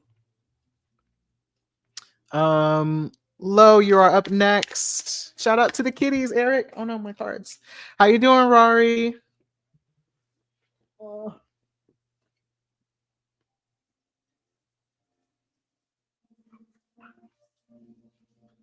I dropped my cards. Say that shit.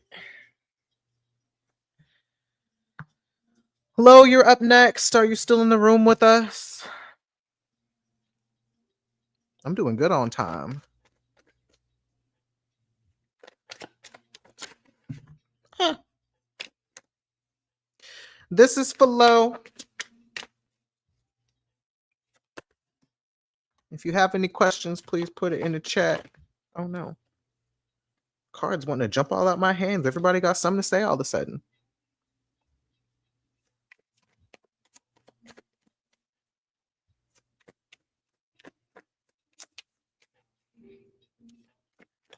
Is there anything that you want? Anything specific you want me to pull cards about? Or are you also hopping on the general train?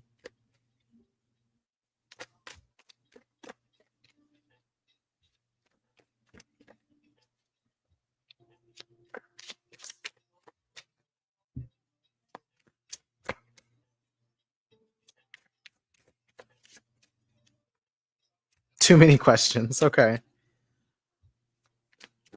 All right. So for Lo, there are so many questions, so many things that we could inquire about. So if you could help us zero in on whatever the most pressing issue is at hand and a path forward, that would be greatly appreciated.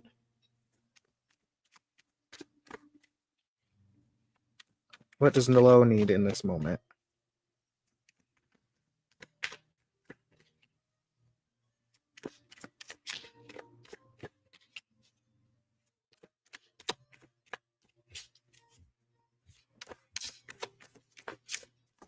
Winter is unimpressed. It's just stressing me out. It's not even about them. I feel like I'm just having imposter syndrome is all. Okay, so on the bottom you have strength. Ooh. Bye, Deb. Good to see you. That's all right, Lo. We're going to reveal the truth anyway, somehow. Strength with Two of Swords.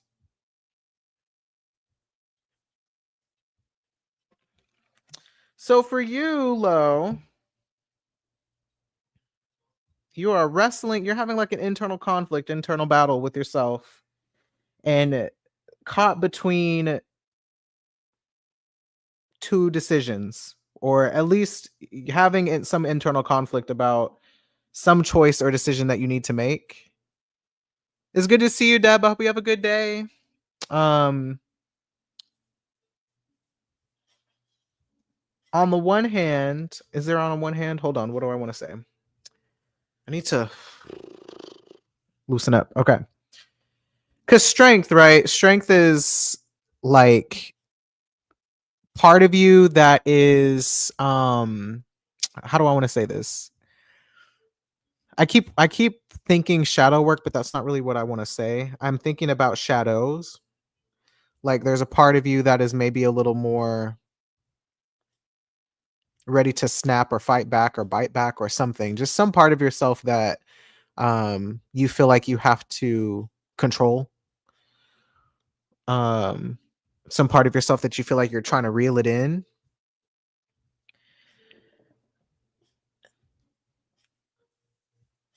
But that part of you that you're trying to reel in, kind of like we were saying with the reading earlier, has something to say that is important and relevant to whatever this is for you that you feel like you're just trying to make a decision or make a choice or move forward. It's like being caught between, kind of like what we were just talking about, the part of you that really want to cuss somebody out and the part of you that's trying to like be cool, calm and collected and maybe act like it's not bothering you or whatever.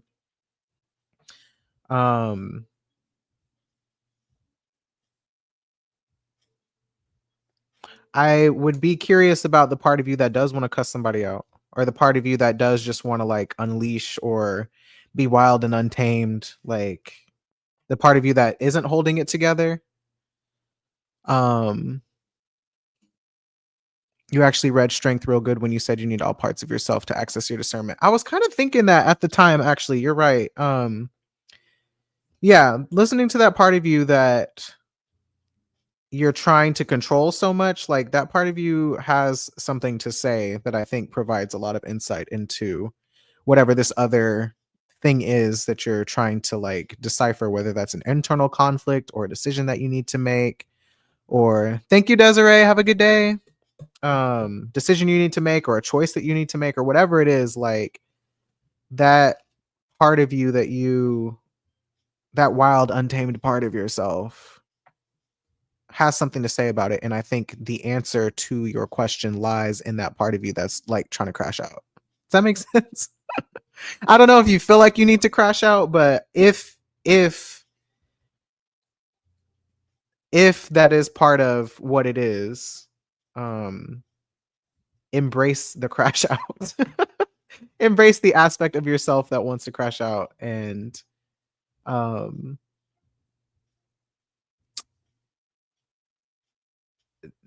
yeah, see where it takes you. That's so funny. I've been trying to be quiet with my Gemini stellium, but I definitely need to let loose somewhere. I like that. Examples of if you don't feel like you have a dream right now, that be on the lookout for it's likely coming your way. If not the Ace of Wands, maybe you need to delve. Oh, that's the Ace of Wands. That's why it's the wrong card. Hold on, let me see.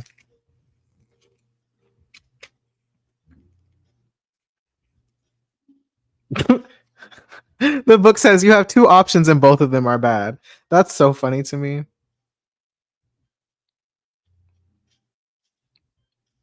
Yeah, the imagery of this card and like her wearing this blindfold and holding these two swords, it's like you don't have to be blind, you know? And I think the strength card is showing you the parts to tap into so that you're not just like moving blind. Like the answer you need is in the crash out. It doesn't have to be an external crash out, but like the internal, it's like more of this internal battle that you're having with yourself. That's like, um, by holding part of yourself back, you're delaying yourself from answering the question that you need to answer. And maybe it doesn't, maybe it's like, I don't know. I think sometimes Two of Swords is like they're both like two wrong answers, not two wrong answers, but two uncomfortable answers, or it's just like, damn, I don't want to do either of those things. But one of them leads to, you know, some kind of a resolution or freedom, and one of them just keeps you stuck where you're at. And then there's also the option of doing nothing, which also keeps you stuck where you're at. So something, I'll say it like this because it's something they told us all the time in teacher in coach training, was that how did they say it? It was like you have three options or too bad. What is it? Too bad. Damn, it's kind of like the rock in the hard place. What did he used to say? You have two.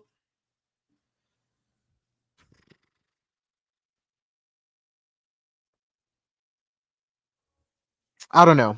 The point was, if you're stuck between two options that suck, then choose the one that's going to make things change, because choosing the thing that doesn't change anything just leaves you where you're at. So you might as well do the thing that's going to shake everything up. And then at least now you're moving in a different direction. You're doing something different. Whereas if you just do nothing, two shitty decisions, two shitty options, and it was usually about like conflict and just having to embrace the fact that conflict is always going to lead to some kind of change, and maybe you don't want it to turn out in a particular way, but it needs to turn out that way for one reason or another in order for things to change. And it doesn't necessarily mean that it'll be bad all the time or forever, but it might just temporarily need to be uncomfortable in order for you to get where you need to go. So I'm gonna leave it at that, and then you do with that what you need to do with that. But yeah, I think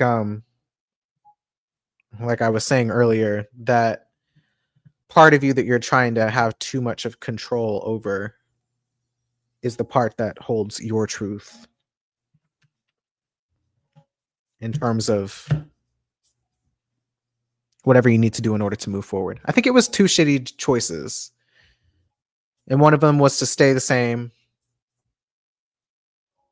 and one of them was to blow everything up.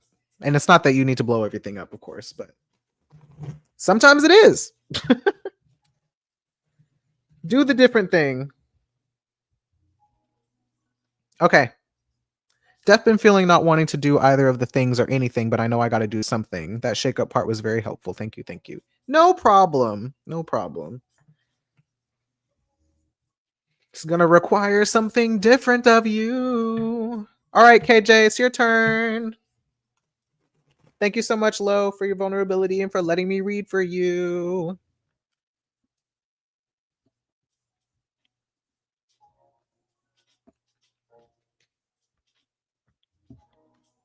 Just wanted a general, but I'll put my business out a little bit.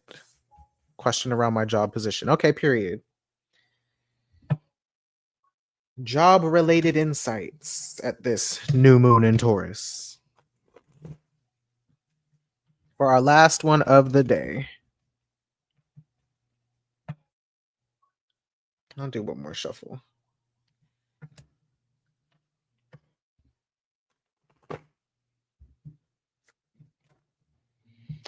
Okay, for our final reading today, we ask the ancestors for insight on KJ's job and current position.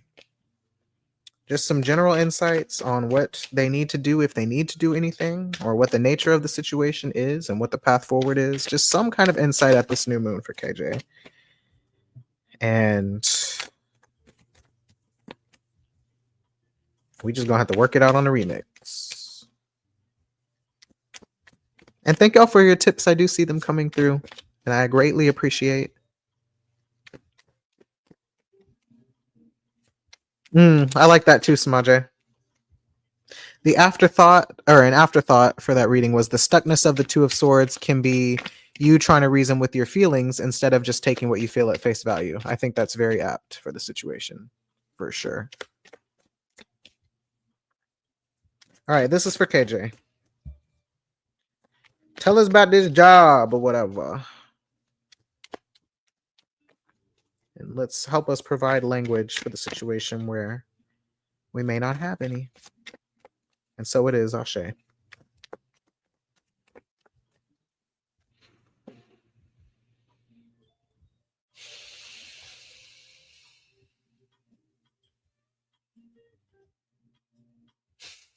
Who writes the script for my lives? Pop culture. I think Work It On the Remix is from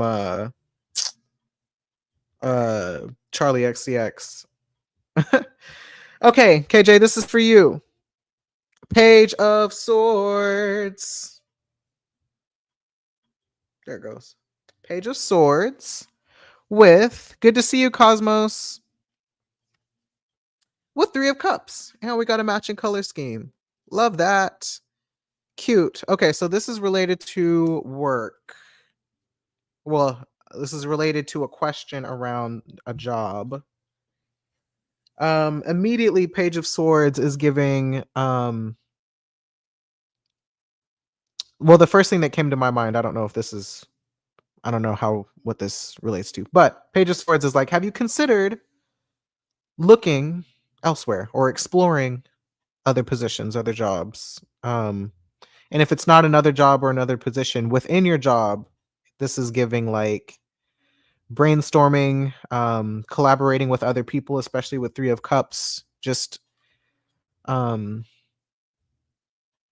alternatives, exploring alternatives, whether that's a job or um sorry, I had to focus my camera, whether that's a job or a different route within the job or a project or whatever it is that you're working on, whatever you mean by job and position. Page of Swords is about exploring a new idea or having some curiosity. I think there's also a little bit of, with Page of Swords, like this describing the situation that you're in. Like, are you wondering if something is better? Or are you wondering if there is something else out there besides what you're doing? Three of Cups can look like, again, collaborating or asking coworkers, or maybe there's somebody, if you are seeking out a new position, like asking somebody else who you know and trust, like what their experience has been doing the new thing, or if there's somebody who can help you get to the place that you're trying to get to. Alternatively,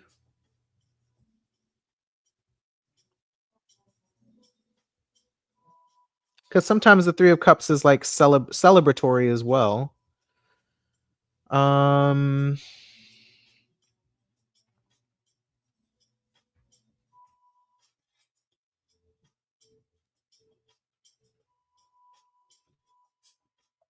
yeah, is there just something else that you want to be doing? Somewhere else that you think you might be happier? Or people you want to work with that you'd rather be working with than the people you're working with now? I don't know how much you can say because I know it's work related. um,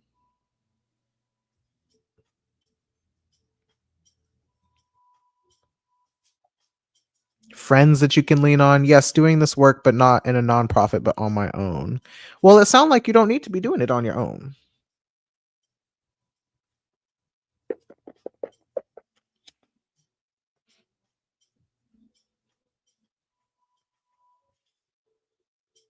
I don't know.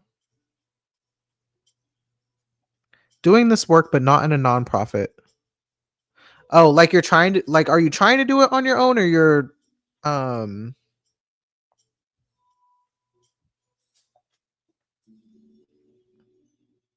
well, not at the nonprofit, but my own business. Oh, okay. Um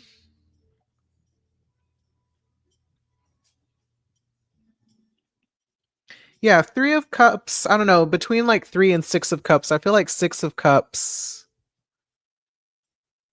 sometimes feels more bigger community than Three of Cups. Three of Cups is like closer relationships, or more intimate relationships, or working more closely with people.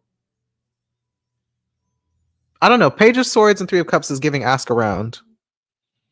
Like if you're feeling stumped or trying to figure out how to move forward, like who's somebody else who's been doing what you're trying to do that can give you insights or help you get closer towards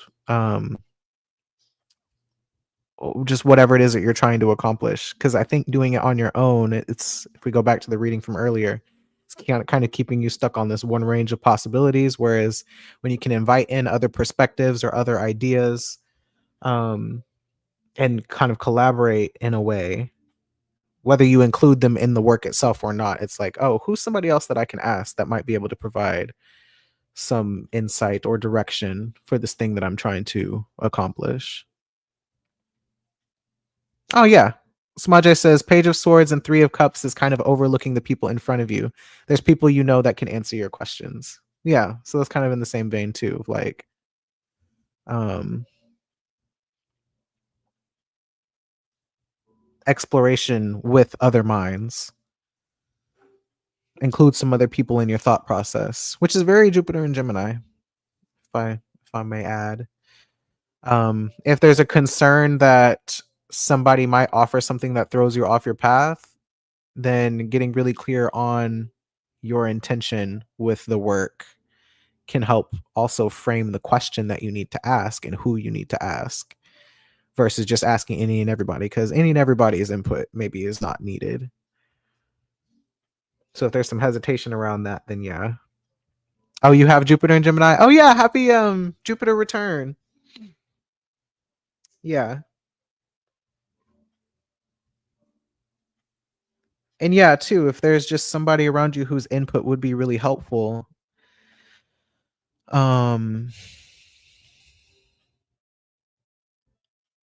somebody else who could be really helpful, and maybe they just have a perspective that you can't see how it relates, but they see how it relates. It kind of reminds me of I feel like I don't remember if I talked about this last week, but we did at this workshop or this training that we did for work recently, and there was like this fixed mindset versus growth mindset thing. And one of the cards that we got was a fixed mindset that said there's no sense in collaborating with other departments, like they don't understand our struggles, and so it's like pointless to try and tell them anything because they can't understand what we're going through. But the reality of it is, even if someone else can't immediately understand your situation, your goal, your vision, whatever it is, when you share about it, one, it gives you an opportunity to clarify your vision for yourself, or your desire or your need, whatever it is, by vocalizing it can help refine it. But then it also does invite just other ways to look at the thing. When you can just see something from other people's perspective, even if you don't immediately agree with what they have to offer, it does get your wheels turning in a way that they're not turning by you just asking yourself, you know? Samajay also says, I'd ask what made you want to do it by yourself in the first place and what the advantage to doing it by yourself is. What autonomy do you really want? Yeah, that's also a good question. Especially going back to the reading earlier, if it's to avoid a certain outcome, if it's to avoid a certain outcome that you've experienced before, then getting really clear on what it is that you're avoiding too can help you get more clear on what the actual fear is. And avoiding a certain outcome or fear doesn't necessarily mean that you have to avoid that outcome in the specific way. But getting more clear on the thing that you're actually afraid of can also help you figure out how to move in a way that is more intentional versus what's the word? More intentional versus not avoidant, but like I don't know. It turns it to where you move towards something versus trying to move away from something or constantly avoid something. It's just a more direct way of going about things because you're not as afraid of the thing that you're afraid of whenever you can name it and acknowledge it and be like, okay, thing that I'm afraid of, I see you over here. And I see that you're in the room with me. And by moving in this particular way, then, you know, it's I don't know, it's just a more conscious way of decision making. I can't find the words that I'm trying to look for that specific thing, but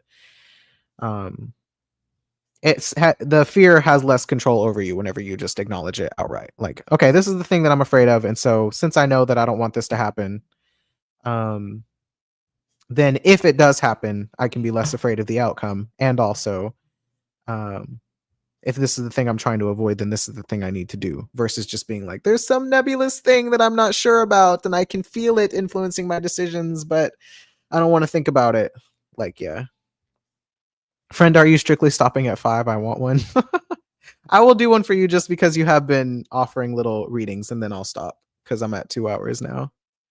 So we'll do one more for Samajay, since Samajay is also a reader, but Samajay also has to actually let me read for them.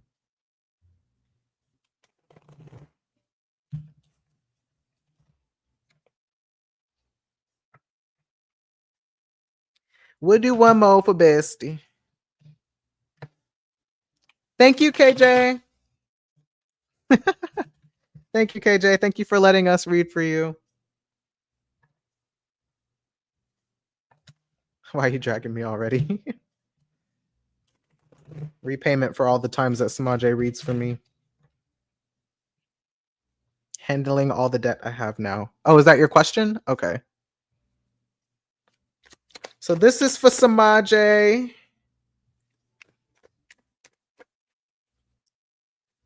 So for any spirits who have insights for Samaje on how to handle all of the debt that they have right now. And since they came with a clear question, I hope we can get a clear answer on best ways on a good way to deal. That is a good question with the new moon in your 8th house. I see what you're cooking. What you cooking with. So yeah, give us some insight, some wisdom, some guidance on how to handle all of the debt that they have right now. This new moon in Taurus. We give thanks, we give thanks, we give thanks.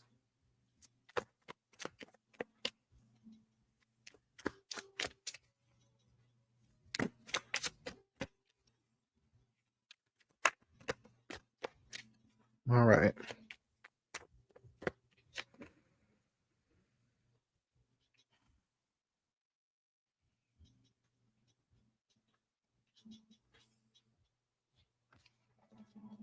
All right. We have the Magician.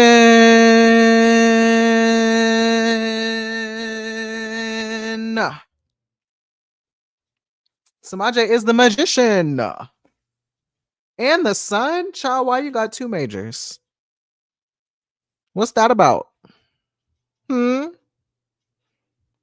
What's that about?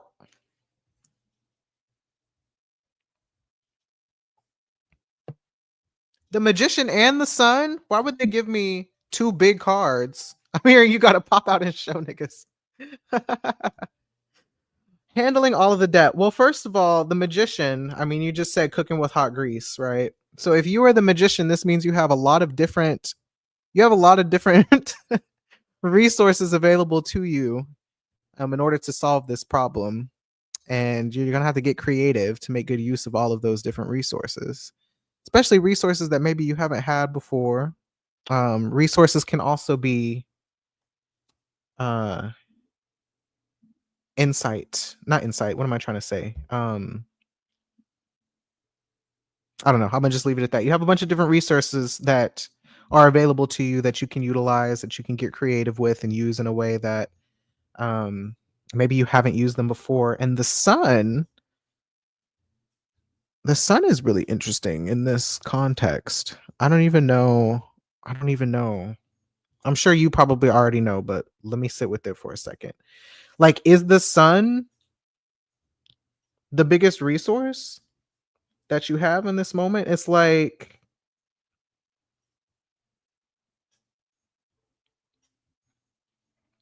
what is the sun? The sun is like, think about this with your 8th house and all of the things that you have to offer, all of the things that are available to you.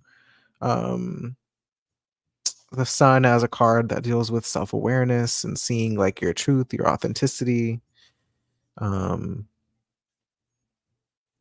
It actually makes me wonder what debt actually like represents for you and what you feel like it says about you or reflects about you. And also adding in spending habits and behaviors, like what those also say about you, or what you think about what you think about spending, but what you get from spending as well. And so in order to deal with the debt, I think it's really about your relationship with the spending, because you have the resources. It's not about a lack of resources. It's mostly how you're utilizing your resources. And again, like, what statement are you trying to make? If you're trying to make a statement, what statement you're trying to make about yourself through the way that you use your resources. And if you were to use your resources differently, or the statement that you're trying to make changes, then how does that help you resolve the debt in a way that feels like you're still getting your needs met. You're not like withholding from yourself, but you're also not like sacrificing yourself. I'm speaking in code because I know that you know your chart. And I know that I know your chart. And so I think you can make that make sense in a way that it needs to make sense to you. But yeah, there's something here about being resourceful. This is gonna be evergreen. There's something about being resourceful and seeing yourself as somebody who is resourceful. Damn, that's what it is, fam. Seeing yourself as somebody who's resourceful and someone who is intentional with their needs and their wants and desires, and intentional in the way that you go about getting those met. I think that is how to deal with the debt. I hope that landed. Digging in the back of my neck. Well,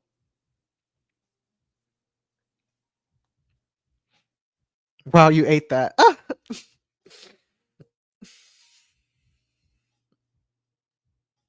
Period. She is a resource and she is the moment. Glad we could end on a strong note.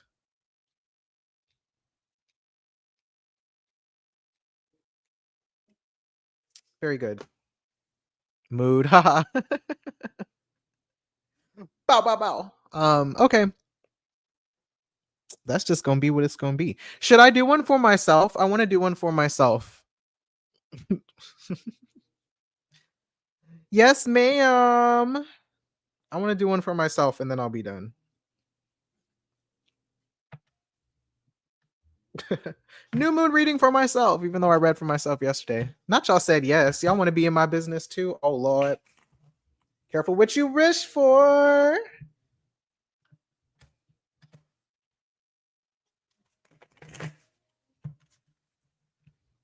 Let me do a reading for myself. You get to read. You get to reading tarot and can't stop. This is what I want to see.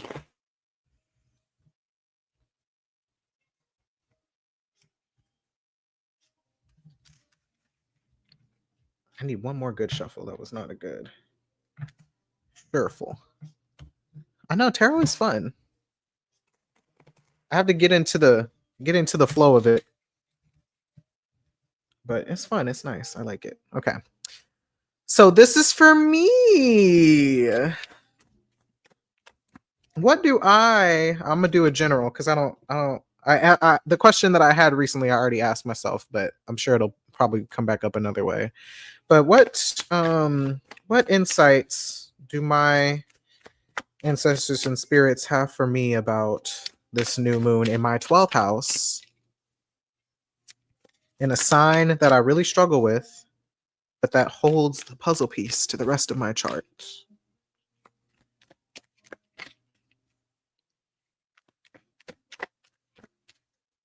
What do I need to know, see, hear,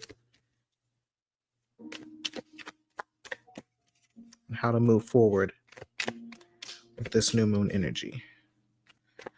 I also pray that the message is clear and concise. That doesn't reveal too much of my business because I'm on live, but enough that the girls who get it, and anybody else who needs to hear that message can learn through bearing witness to me. And so it is, Ashe.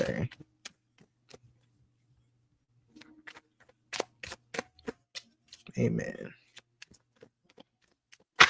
Ah.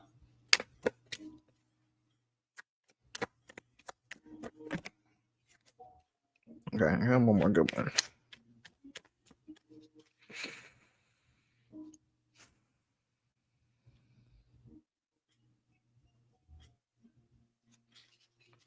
Okay. Self-read. Page of Pentacles. That's cute. Okay. I like it so far. Four of Wands. Wow, I have no idea what this is about, actually. For me. New moon in my 12th, Page of Pentacles, and Four of Wands. Well. Samaje said, "Aw." I mean, Four of Wands is optimistic. Page of Pentacles is also interesting. I'm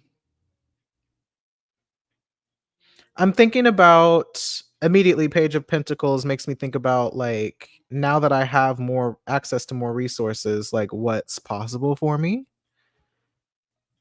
and bringing some of those resources to the light and maybe and needs. Yeah, it makes me think of like um how a lot of possibilities have opened up for me now that I have some more of my needs met. And so I think trying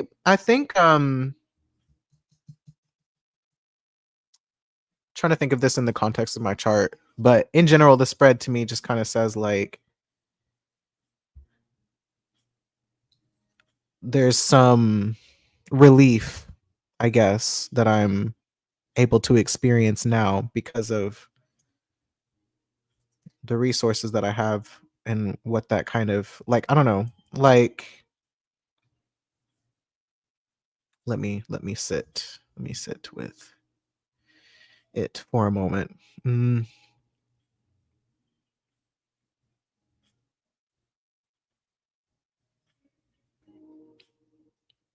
Literally, what are you doing to celebrate your position?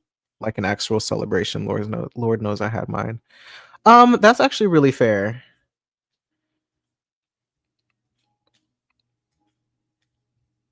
That's actually really fair. I think if I think about it in terms of the 12th house and it kind of how much do I want to share? Okay. Kind of like I already said, I guess, in the live earlier, being in a position where I finally like have my needs met and I haven't had my needs met in a very, very, very, very well, like ever. In an authentic way. Okay.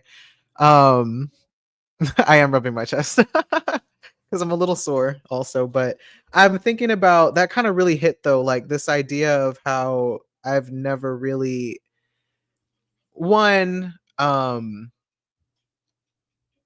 I've had needs met in like a bare minimum kind of way, but in terms of that whole like satisfaction that we were talking about from the other reading, I've never really had that.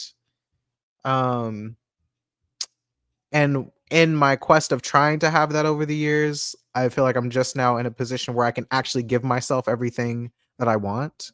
Maybe not everything, but most things that I want within a reasonable amount of time. I don't have to suffer as much to actually like give back to myself. And so I think some of that is unfamiliar for me in terms of it being the 12th house. And I also think having the freedom to explore what I actually want and need now that I can give it to myself is just something worth celebrating and being proud of. And um, I think the way that I celebrate is through giving back to myself, which I did. I do have a massage booked because they have a new, what did they say, a new client special. Yeah, stop and smell the roses. They have a new client special, so I can get a massage next week, next Saturday actually.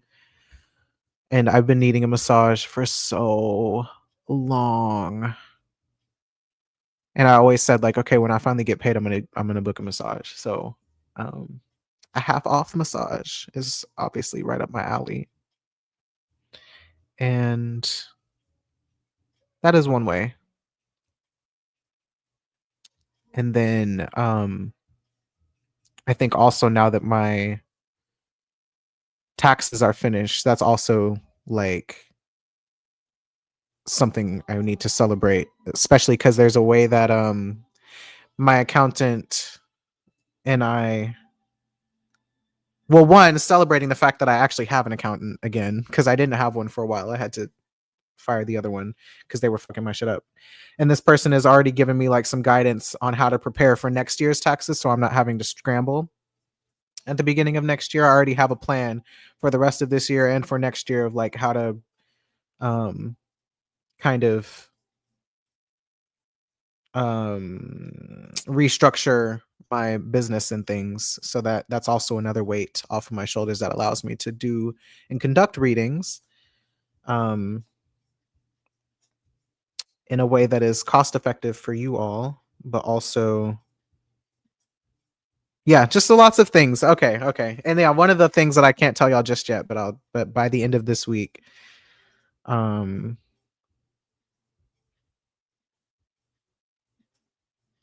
by the end of this week, my books will be open again publicly. So I think that's also in this too. I'm saying a lot in my head that I'm not saying out loud, sorry. But basically, yeah, there's a lot that I can do that I couldn't do before. And it's very exciting, and I should take a moment to actually like feel that and embody that and appreciate that. And also, I think I should let that boost my self-esteem, because a lot of my self-esteem issues, being an 8th house Capricorn sun, were around struggling to provide for myself and dealing with debt and all that stuff, kind of like what we were saying for Samaje as well. So I feel like I should also let myself be in celebration of all that I've been able to accomplish with very little, and the fact that like I don't have to accomplish so much with very little anymore. I can accomplish a lot because I actually have a lot to um a lot to work with and just a lot to offer as well. So I don't know. Words are escaping me now, but words are escaping me now, but I do think I could stand to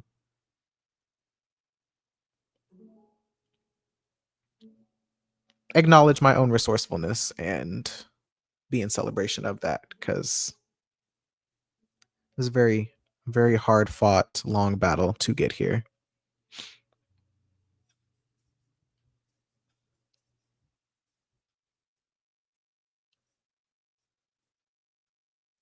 I don't know what this person is saying and if this is trolling or not, so I'm not going to acknowledge it just yet. But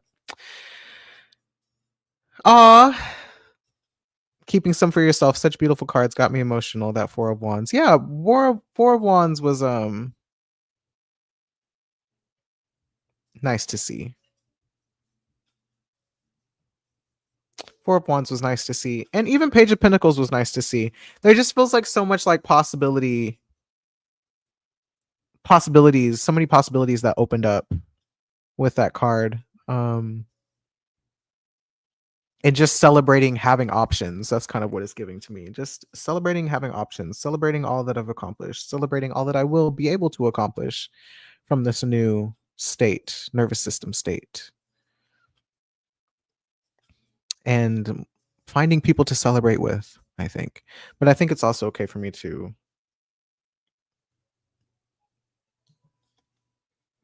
give to myself for a little while after bleeding out relentlessly for so long. So, okay. All right, y'all. That's it. That's all. It was so nice to hang out with y'all today. I hope that y'all have a long weekend like I do, because I haven't had a long weekend and not had to stress about working in so long. So thank y'all so much for being here today. Thank you to everyone who let me read for you. Thank you to everyone who stayed through the whole 2 hour and almost 30-minute live. Yeah, if you haven't already followed my Patreon, joined my Patreon, even just as a free member, please join as a free member so that you can be the first person to get updates about things. And if you join as a paid member, you'll be the very, very first person to get updates. Sorry to kill a bug. To get updates and exclusive access to things. So if you haven't done that, please join my Patreon, patreon.com/mixmercury. And if you haven't already subscribed to the stream, subscribe to the stream, like the video, and then come back next week whenever we talk about probably Venus and Aries, because Venus is going to move into Aries on Saturday. So thank y'all so much. I hope you all have a wonderful day, and I will talk to you next time. Bye.